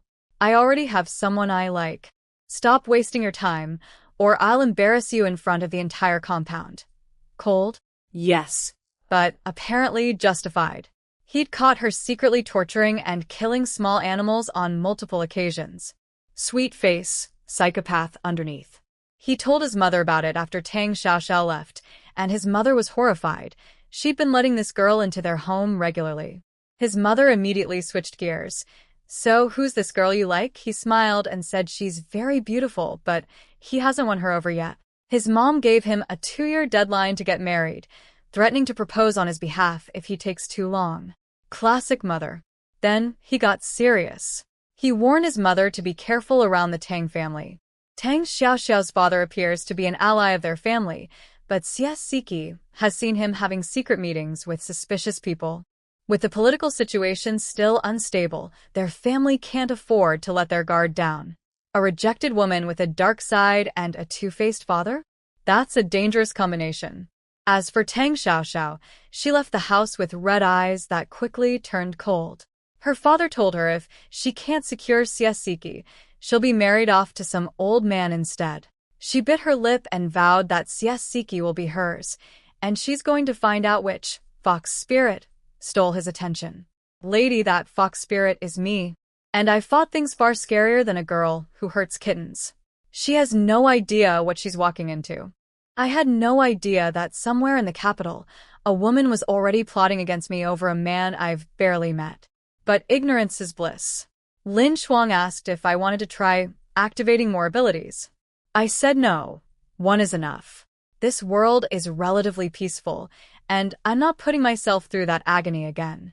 We don't need a full arsenal here. Between Lin Shuang's brute strength and my wood element powers, we can handle anything short of a rocket launcher. And speaking of rocket launchers, we actually have those in our storage if things ever got truly desperate. But hopefully it never comes to that. My morning check-in gave me something interesting: 3 bad luck stickers. According to Jian, you stick one on someone and they'll have a week of non-stop misfortune, tripping, stepping in dog poop, choking on water. Stack all 3 on one person and they'll have a fatal accident. That's incredibly useful, actually. I don't have any enemies right now, but the system seems to be hinting that I will soon. I asked Jian when I can finally open the shopping feature. Turns out I still owe 21 points, and after clearing the debt, I need another 100 to unlock the store. So that's a while away. I dismissed the system and shared the stickers with Lin Shuang, who immediately wanted to test them on someone annoying. We talked about our philosophy for this life. No more being misers, no more dying with regrets. Last time we both died as virgins with piles of unspent wealth. This time, we're living fully. Lin Shuang declared she absolutely must sleep with a handsome man before she dies again, or the ghosts in the underworld will laugh at her. Fair point. I reminded her that we need a legitimate income source. We can't keep eating fancy food without any explanation for where the money comes from. She promised to look into job opportunities while she's in the city buying our construction materials. After breakfast, Lin Shuang biked off to the city, and I grabbed my basket and knife to head back into the mountains with Qin Feng. Meanwhile, at the educated youth dormitory, Wang Siki had another meltdown. She looked at the morning porridge and pickled vegetables and accused everyone of stealing her food rations. Li Muzi slammed her chopsticks down and told Wang Siki to cook for herself from now on. The squad leader told Wang Siki to figure out her meal situation immediately. Wang Siki turned to Han Su with puppy eyes, asking him to cook together. He flatly refused, saying he can't cook. Not a shred of chivalry. Even I almost felt sorry for her. Almost. She's starting to realize she may have picked the wrong man. Finally, she offered to pay someone 2 mao per meal to cook for her. Before anyone else could respond, Li Pundi, the homely girl who's obsessed with my cousin, jumped at the chance. I'll do it. Do you need laundry done too? Everyone else backed off and let her have the gig. She's the poorest person there and genuinely needs the income, so at least something good came out of Wang Siki's tantrum. Back at the educated youth compound, Wang Siki agreed to let Li Pundi cook for her starting at lunch. Li Pundi was happy for the income. Meanwhile, the squad leader Shang Chenglong was plotting to get close to me, not because he likes me, but because I'm connected to the brigade leader, and that connection could get him recommended for a worker peasant soldier university spot. His plan? Date me, use me to get back to the city, then dump me for someone else. Charming. He's not the only one thinking this way either. Several of the male educated youth have similar schemes. If I knew about this, I'd beat them senseless. Lucky for them, I'm too busy picking herbs in the mountains to care about their pathetic little plans. Han Su was ankle-deep in mud, regretting his entire life. If he'd just married Lin Shuang when he had the chance, her family would have gotten him a city job and he'd never have ended up here. Too late now. The Lin Shuang he knew is gone, replaced by someone who'd sooner break his legs than hold his hand. Meanwhile, in the mountains with Qin Feng, he found an enormous mushroom growing on a log. I took one look and nearly screamed with excitement. It was a Lingji mushroom, incredibly valuable. He wanted to give it to me for my health, but I told him I don't need it. Better to have my uncle sell it and save the money for his future wife. I also warned him to keep the cash away from his penny-pinching sister-in-law Meng Le. We collected more herbs, eggs, chickens, and rabbits before heading home. A productive morning. Lin Shuang, on the other hand, had barely arrived at the city before running into trouble. A thief snatched a middle-aged man's leather briefcase right at the train station. She chased the thief through the crowd and kicked him so hard he flew several meters and cracked 2 ribs. When 2 of his accomplices pulled knives and charged, Lin Shuang yanked the victim out of the way and took them both down in seconds. One got his neck dislocated, the other had his kneecap shattered. The crowd was screaming. The man thanked her profusely, saying the briefcase contained important work documents. When the police arrived, bystanders explained everything. The officers let Lin Shuang go as a heroic citizen. Then they looked at the 3 criminals and reported to their captain. These 3 need immediate medical attention. Injuries are severe. We can't interrogate them right now. That's my best friend. Can't even go shopping without hospitalizing someone. Lin Shuang told me everything when she got back, and honestly, this girl can't go anywhere without a fight breaking out. The police made her go back to the station for a statement and ID check. Fine raisonnable. But the moment she stepped out of the police station doors, someone rushed at her with a gun. One of the thieves' accomplices, coming for revenge. Right outside the police station. The audacity. Lin Shuang dodged the bullet, tackled the guy, and started pummeling him right there on the pavement. You think having a gun makes you tough? You think I look easy to bully? She was sitting on top of him, raining punches down, when the officers ran out to see what the commotion was. The squad leader had to ask her to please stop before she killed the man. She yelled back. He shot first. This is self-defense. The officer pointed out that someone with a gun needs to be interrogated. Military weapons don't just appear out of nowhere. She reluctantly stopped and demanded a reward for catching yet another criminal.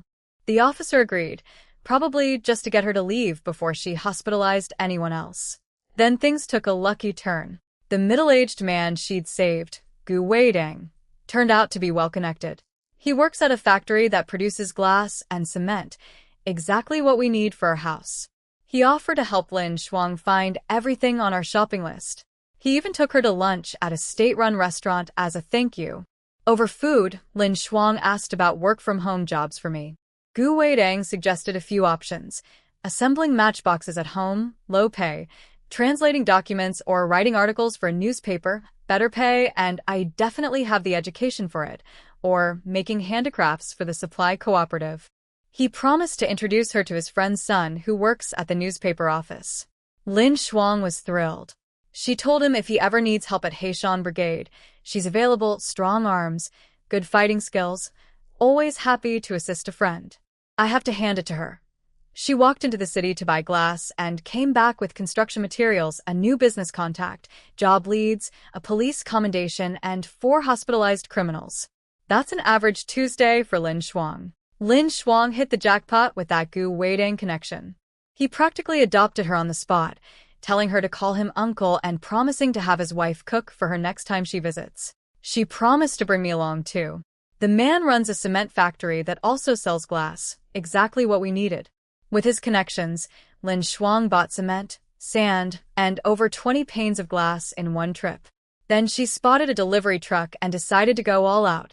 She bought extra cement to pave our entire courtyard, so we won't have to wade through mud every time it rains. She also picked up new furniture that was nicer than anything a local carpenter could make.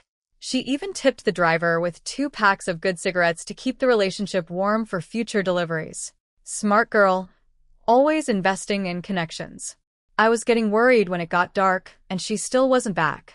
Then I heard a truck engine and saw a full-sized cargo vehicle pull up to our gate. The entire Qin family came out to stare. The villagers gathered around too, buzzing with curiosity. My uncle had to explain it was all for my new house.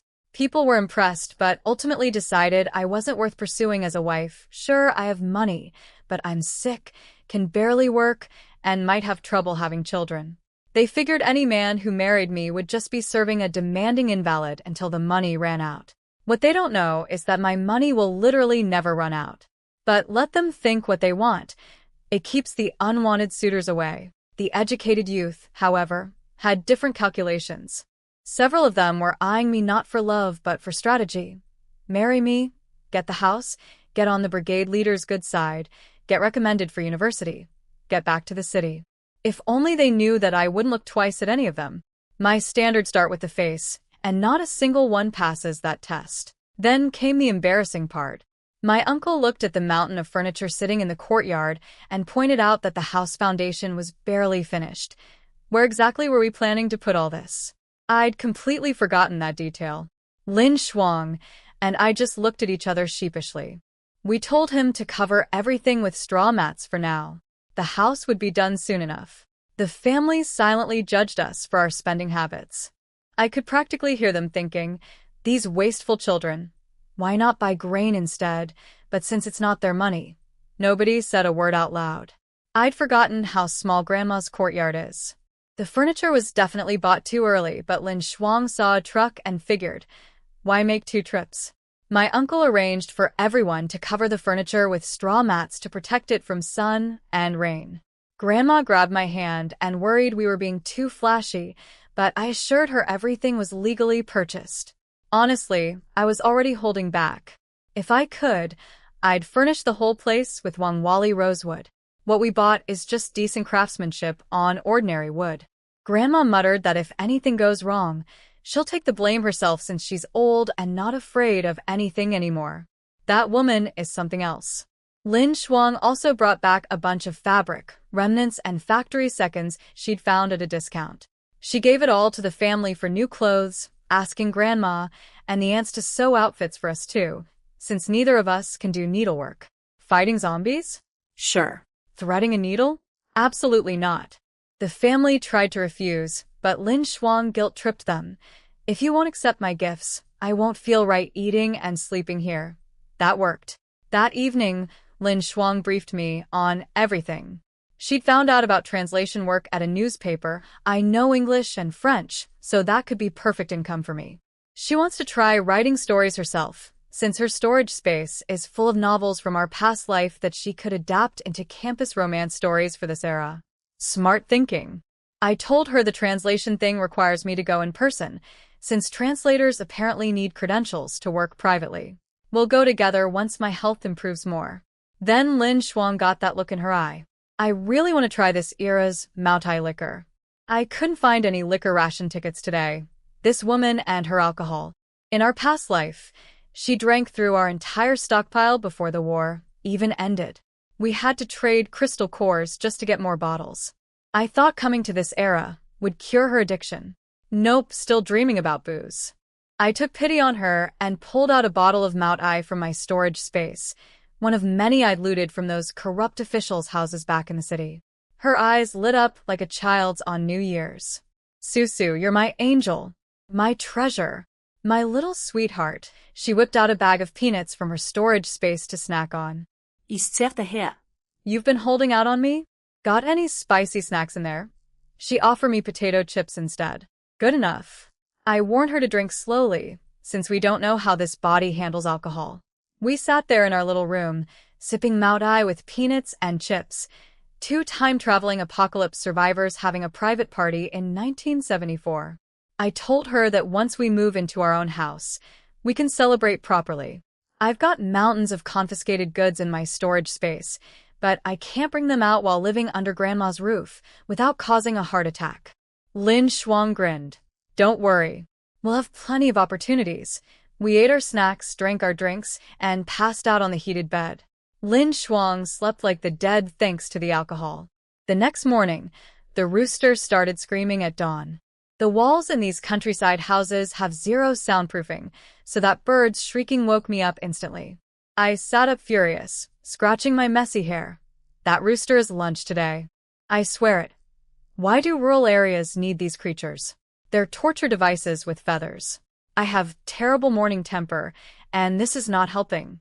Meanwhile, Lin Shuang was still asleep, smacking her lips like a baby. I tried waking her up, but she just rolled over mumbling, 5 more minutes. I did my daily check-in and got a blind box? Since when does the system have mystery boxes? I opened it and nearly screamed. Inside was a miniature mecha, a full combat robot from the future. In 1974. On ancient Earth. System, are you joking? What am I supposed to do with this? Jian was just as confused, saying it was some kind of random drop. But then it mentioned I could sell system-produced items in the marketplace. Sell things? For points? This whole time I could have been selling items for points and nobody told me? Why didn't you mention this before? You never asked. I just remembered. I took several deep breaths. Don't get angry. Not worth it. The mecha is cool but completely unusable here. It would level a city block and people would think aliens invaded. So I told Jian to sell it via auction. It should fetch tens of thousands of points.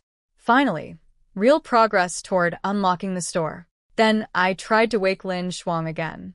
Your white liquor, a mouse drank it. She bolted upright, eyes wild. Who touched my liquor? Where's the thief? The mouse drank your liquor and died from it. Good. Serves it right. She was still half dreaming. I left her talking to imaginary mice and went to breakfast. 5 minutes later, I heard her yell from the room. My liquor is in my storage space. Susu, you tricked me. At breakfast, my uncle announced we need to finish building my house before autumn harvest. Second uncle will supervise the workers daily, and fourth uncle has to stay home to guard the expensive building materials from thieves. I felt bad about tying up so many family members, but my uncle said with the fieldwork being light right now, it's fine. After everyone left for their tasks, I was stuck babysitting the 2 little ones. Big Bao wanted to catch bugs in the backyard to feed the chickens. I suggested literally anything else. How about I teach you poetry? He refused. How about catching dragonflies? He agreed, but then added, if you catch one, I'll roast it for you. Dragonfly meat is delicious. I stared at this child. No. Absolutely not. I do not want roasted dragonfly. What is wrong with country kids? Kids in the countryside have nothing to play with, just mud and bugs. So I decided to make Big Bao a toy. I told him I'd build a little wooden horse, and he got so excited he ran to fetch wood immediately. In the apocalypse, we built and repaired everything ourselves, machinery, weapons, you name it. A children's toy? That's nothing. I grabbed some tools from my storage space and got to work in the courtyard. Foam Pan came out curious about what I was doing. When I told her it was toys for the kids, she got all warm and told me not to overwork myself. I assured her my health is much better. I haven't been gasping for breath in days. Another 6 months of recovery, and I'll be completely normal. I'm actually thinking about going out to cut pig grass tomorrow, just so people don't start complaining that I'm freeloading off my uncle. I carved a wooden horse, sanded it smooth, attached 4 wooden wheels, no proper parts available, drew on eyes and a mouth with a burnt stick, and wrapped it with an old cloth. It's not fancy, but Big Bao was thrilled. Mommy, look. I have a toy. He thanked me and immediately started riding it around the yard. Then I made a little push cart for Small Bao and put him right in it. Foam Pan was amazed, saying my woodworking is better than the village carpenter's. I told her this is nothing. If I had proper parts, I could build her a bicycle. That got me thinking bigger. Asked if the local scrap yard might have discarded metal parts. If I could find some, I could weld together all sorts of useful things. Foam Ponpon's eyes lit up, and she promised to send Chinamo to the scrap yard tomorrow. When the family came home for lunch, Chinamo was impressed by the toys and even more excited when I mentioned I could build a tricycle with some iron sheets and welding equipment. He agreed to go hunting for parts first thing tomorrow. Lin Shuang sat down next to me and asked if I was getting restless with my hands. I told her what I really want to build, a harvesting machine. If she can find me an electric motor and the right components, I can put together a mechanical reaper. She loved the idea. She's been dreading the thought of cutting wheat by hand during autumn harvest. Between the two of us, we have the skills to revolutionize farming in this village. I just need the raw materials. Lin Shuang said she'd use special methods to acquire whatever we can't buy normally, as long as it's not technically illegal or at least not traceable. Money is no object. Big Bao, meanwhile, was fiercely guarding his wooden horse from his grandfather, who just wanted to look at it. "It's mine. Grandpa, you're a grown-up. You can't take a baby's toy." Then he stuck his tongue out. This kid has personality. I wonder who he gets it from. While I waited for parts, I thought about my bigger plan. This era is technologically primitive, but the food is incredible. Pure, uncontaminated, delicious. If I'm going to find the originally Susu's parents and brother, I need power and money. And the fastest way to get noticed by people at the top is through scientific innovation. So that's my path. Over the next few days, Lin Shuang and my cousins hauled back a mountain of scrap parts from the local junkyard. The stuff reeked. I could smell it before I saw it. Qin Feng was literally pinching his nose while asking if any of it was usable. I told him yes, but also, would it kill you to rinse things off first? Lin Shuang dropped 200 yuan on a complete set of professional tools, plus had to throw in 2 wild chickens as a sweetener before the seller would agree. She threatened to cry if I don't produce results worth the investment. I told her to relax. I'm not building an aircraft carrier. This is simple stuff. She's planning another city trip tomorrow to deliver the short story she's been writing and pick up translation work for me. We need visible income streams to explain our spending. I decided to go along this time. My body's improved enough to handle a vehicle ride without fainting, and there are things I need to find personally. We spent the afternoon washing all the grimy parts. Foam Pampan pitched in two.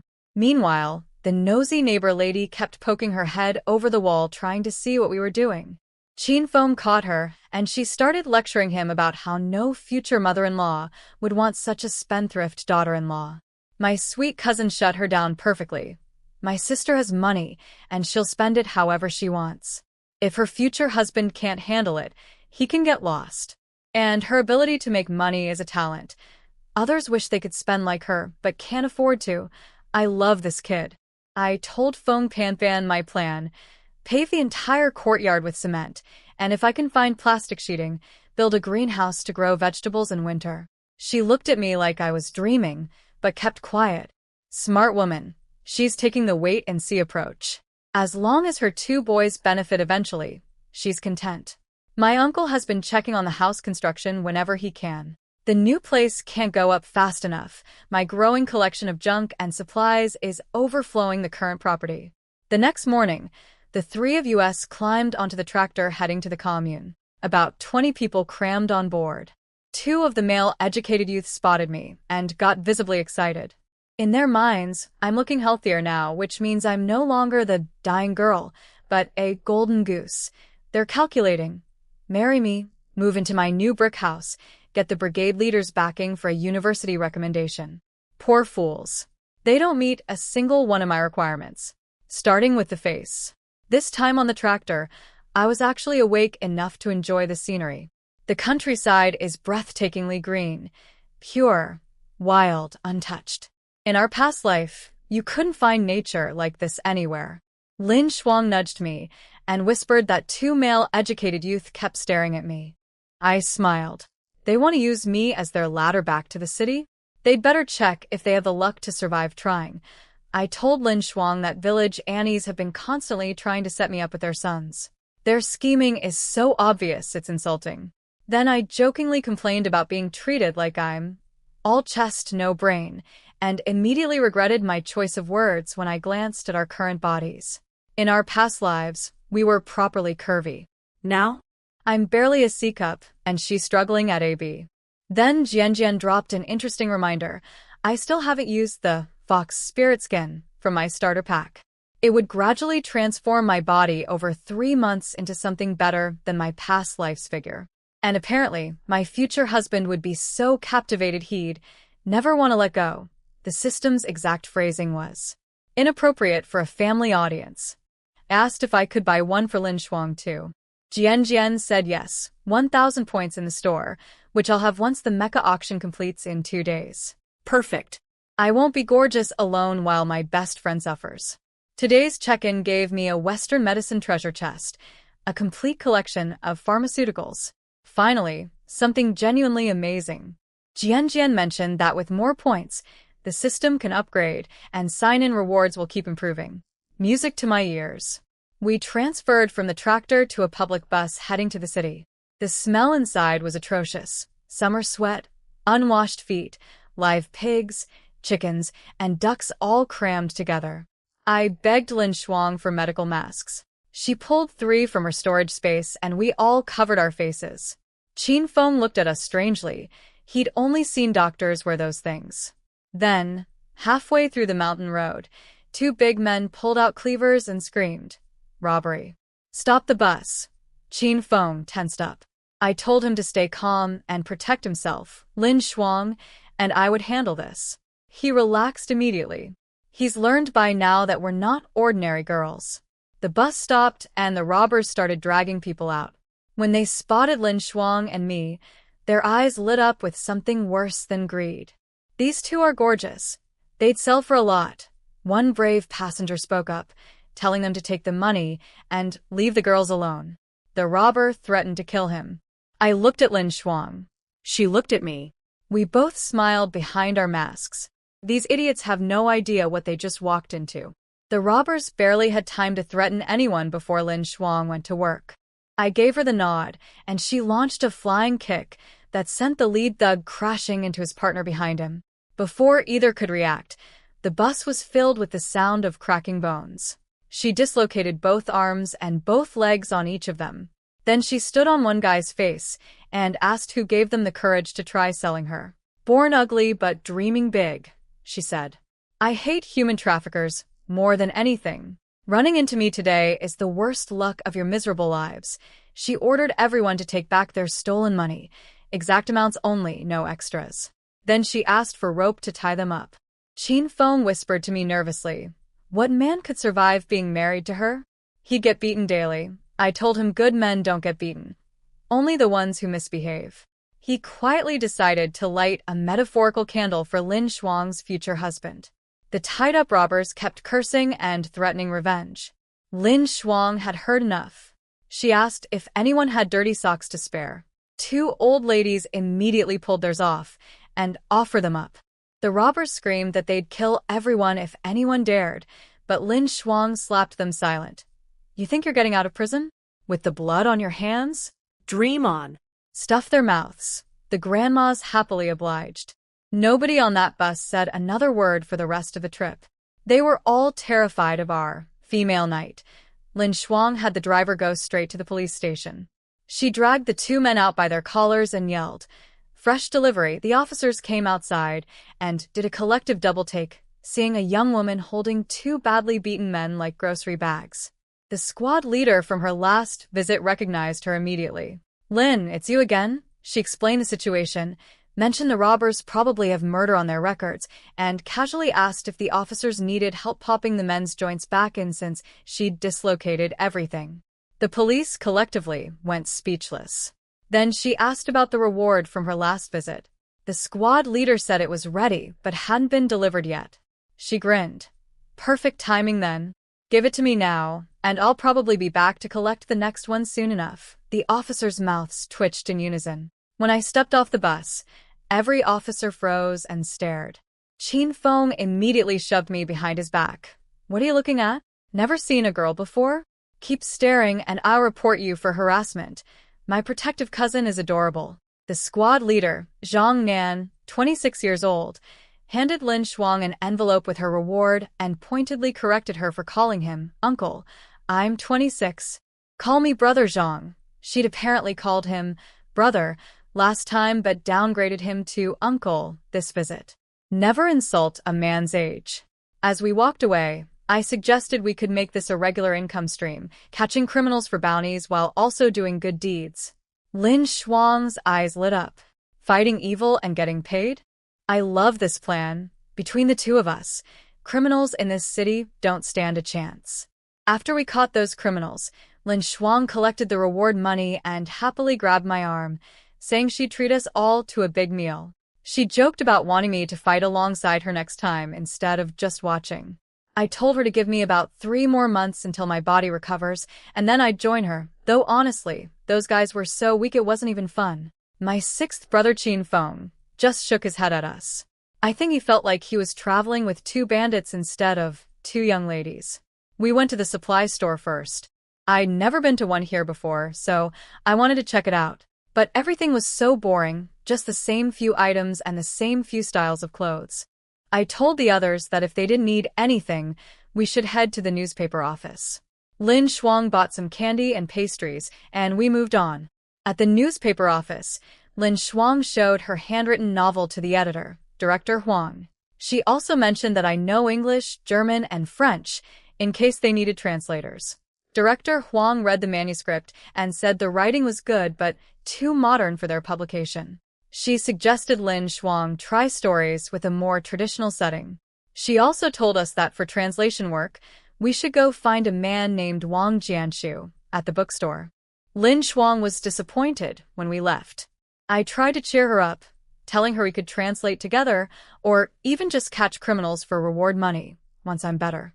She laughed and said she wasn't sad about the rejection. She was just annoyed her hand hurt for days from all that writing for nothing. So we headed to the bookstore. It was pretty quiet inside, just a few customers. I asked the cashier if Mr. Wang was available, mentioning that Director Huang sent us. The cashier went upstairs to get him. While waiting, I picked up several books that caught my eye. Chin Feng told me books were expensive and suggested we dig through the second-hand shops instead. I smiled and told him not to worry. Some things are worth every penny if they make you happy.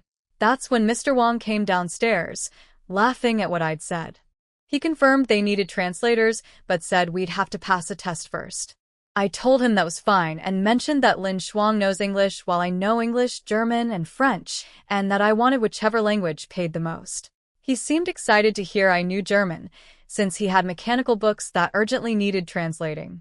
He invited us upstairs to take the test, and I agreed. Lin Shuang and I went upstairs and took our translation tests, different papers for different languages. Honestly, it was pretty easy for both of us. We'd both finished university in our past lives and dealt with foreigners all the time, so this was nothing. Mr. Wang seemed surprised when we put our pens down after just 20 minutes. He checked our answers, and his eyes lit up. Not a single mistake. He told us we both passed. English translations paid about 15 to 20 yuan per book, while German and French paid 25 to 35 per book, with higher pay for better accuracy. The pay sounded fine to me, but I asked if we could take the books home to translate, since we're sent-down youth living out in the countryside and can't come into town often. He agreed, but made us sign a confidentiality agreement. The contents couldn't be leaked. I assured him we're patriots who want our country to grow stronger, so he had nothing to worry about. I also asked him to give us official work certificates, since having proper documentation would keep us out of trouble. He happily agreed. He even had some urgent German books that needed translating fast, and offered extra pay if I could get them done quickly. I told him I'd start as soon as I got home and have my sixth brother deliver the finished work. After he left to prepare the agreements, Lin Shuang whined about wishing she'd learned more languages from me back in the day. I told her not to stress. This translation money was just pocket change for us anyway. She whispered about checking out the black market, but I shushed her. With Chin Feng around, we couldn't risk it. That guy can't keep his mouth shut. If we went to the black market, Grandma would find out before we even got home. So that would have to wait. We signed the agreements, got our work certificates, grabbed our books, and headed downstairs. Chin Feng was thrilled when I told him we'd gotten jobs. I also had him grab those books I'd picked out earlier, so we could pay and leave. We still needed to buy cement and scrap metal parts. Luckily, Lin Shuang knew someone at a cement factory, so that was covered. We just needed to check the steel factory for scrap materials. But it was already noon, so we stopped at the state-run restaurant for lunch first. After eating, we went to the scrap yard. The place was a huge mess, piles of junk everywhere like little mountains. I told the other two to go look for parts while I searched on my own. I needed privacy to use my system scanner without anyone seeing me stash things into my space. Lin Shuang caught my hint right away and dragged Chin Feng off to another section. Once they were gone, I told my little system assistant to start scanning. It immediately found a rosewood box about a meter away, then an old painting off to the right, and it just kept going. I collected treasure after treasure, hiding the valuable stuff in my space and leaving the useful metal parts in a pile out in the open. The place was enormous, and we only had 2 hours before the old man in charge would kick us out. We barely scratched the surface. I made a mental note to come back with Lin Shuang some night. There were still so many good things in there, and it hurt to think of them being destroyed. Lin Shuang and I sat down for our translation tests, different papers since we know different languages. It was easy for both of us. We'd finished university before and spent years dealing with foreigners in our previous lives, so this level of content was child's play. Mr. Wang watched us writing away and seemed skeptical at first, probably wondering if we were just scribbling nonsense. But we finished in about 20 minutes, and when he checked our papers, his eyes went wide. Perfect scores, both of us. He told us we passed and explained the pay. English translations earned 15 to 20 yuan per book. German and French earned 25 to 35 yuan, with bonuses for high accuracy. I asked if we could take the books back to our village to translate, since we're sent down youth and can't visit town regularly. He said yes, as long as we signed confidentiality agreements. I promised him we'd never leak anything. We love our country and want it to grow strong. I also asked for official work certificates so nobody would give us trouble. He agreed to everything. He even had urgent German books that needed fast translation and offered me higher pay for a quick turnaround. I told him I'd start that very night and send my 6th brother to deliver the finished work. While Mr. Wang went to prepare the contracts, Lin Shuang pouted about not learning more languages from me back in the day. I told her to relax. This translation money was just a formality for us, not real survival income. She whispered about visiting the black market, but I hushed her. Qin Feng was right there, and that man cannot keep a secret. If we went to the black market, Grandma would hear about it before we even got home. My ears couldn't handle that lecture, so it would have to wait until my body recovered. We signed our agreements, collected our work certificates and books, and went back downstairs. Qin Feng was so happy for us. I told him to grab those books I'd been eyeing earlier, so we could pay and get going. We still needed cement and scrap metal. Lin Shuang knew someone at a cement factory, so that was sorted. We just had to check the steel factory for scrap. But it was lunchtime, so we ate at the state-run restaurant first. Meanwhile, somewhere far away, that handsome officer Siesiki had finished his mission and was on a train heading our way, carrying our reward money from catching those criminals. He was apparently thrilled about seeing me again. I had no idea he was coming. I'd practically forgotten about that whole encounter. Only Qin Feng would occasionally ask about the reward, but we'd heard nothing. After lunch, the 3 of us put on gloves and headed to the scrapyard. It was a chaotic mountain of junk. I told Lin Shuang and Qin Feng to search for parts on one side, while I went off alone. I needed privacy.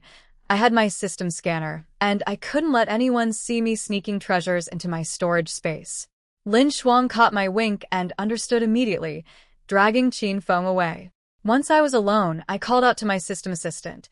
Little Jian Jian, start scanning, find me treasures and useful parts.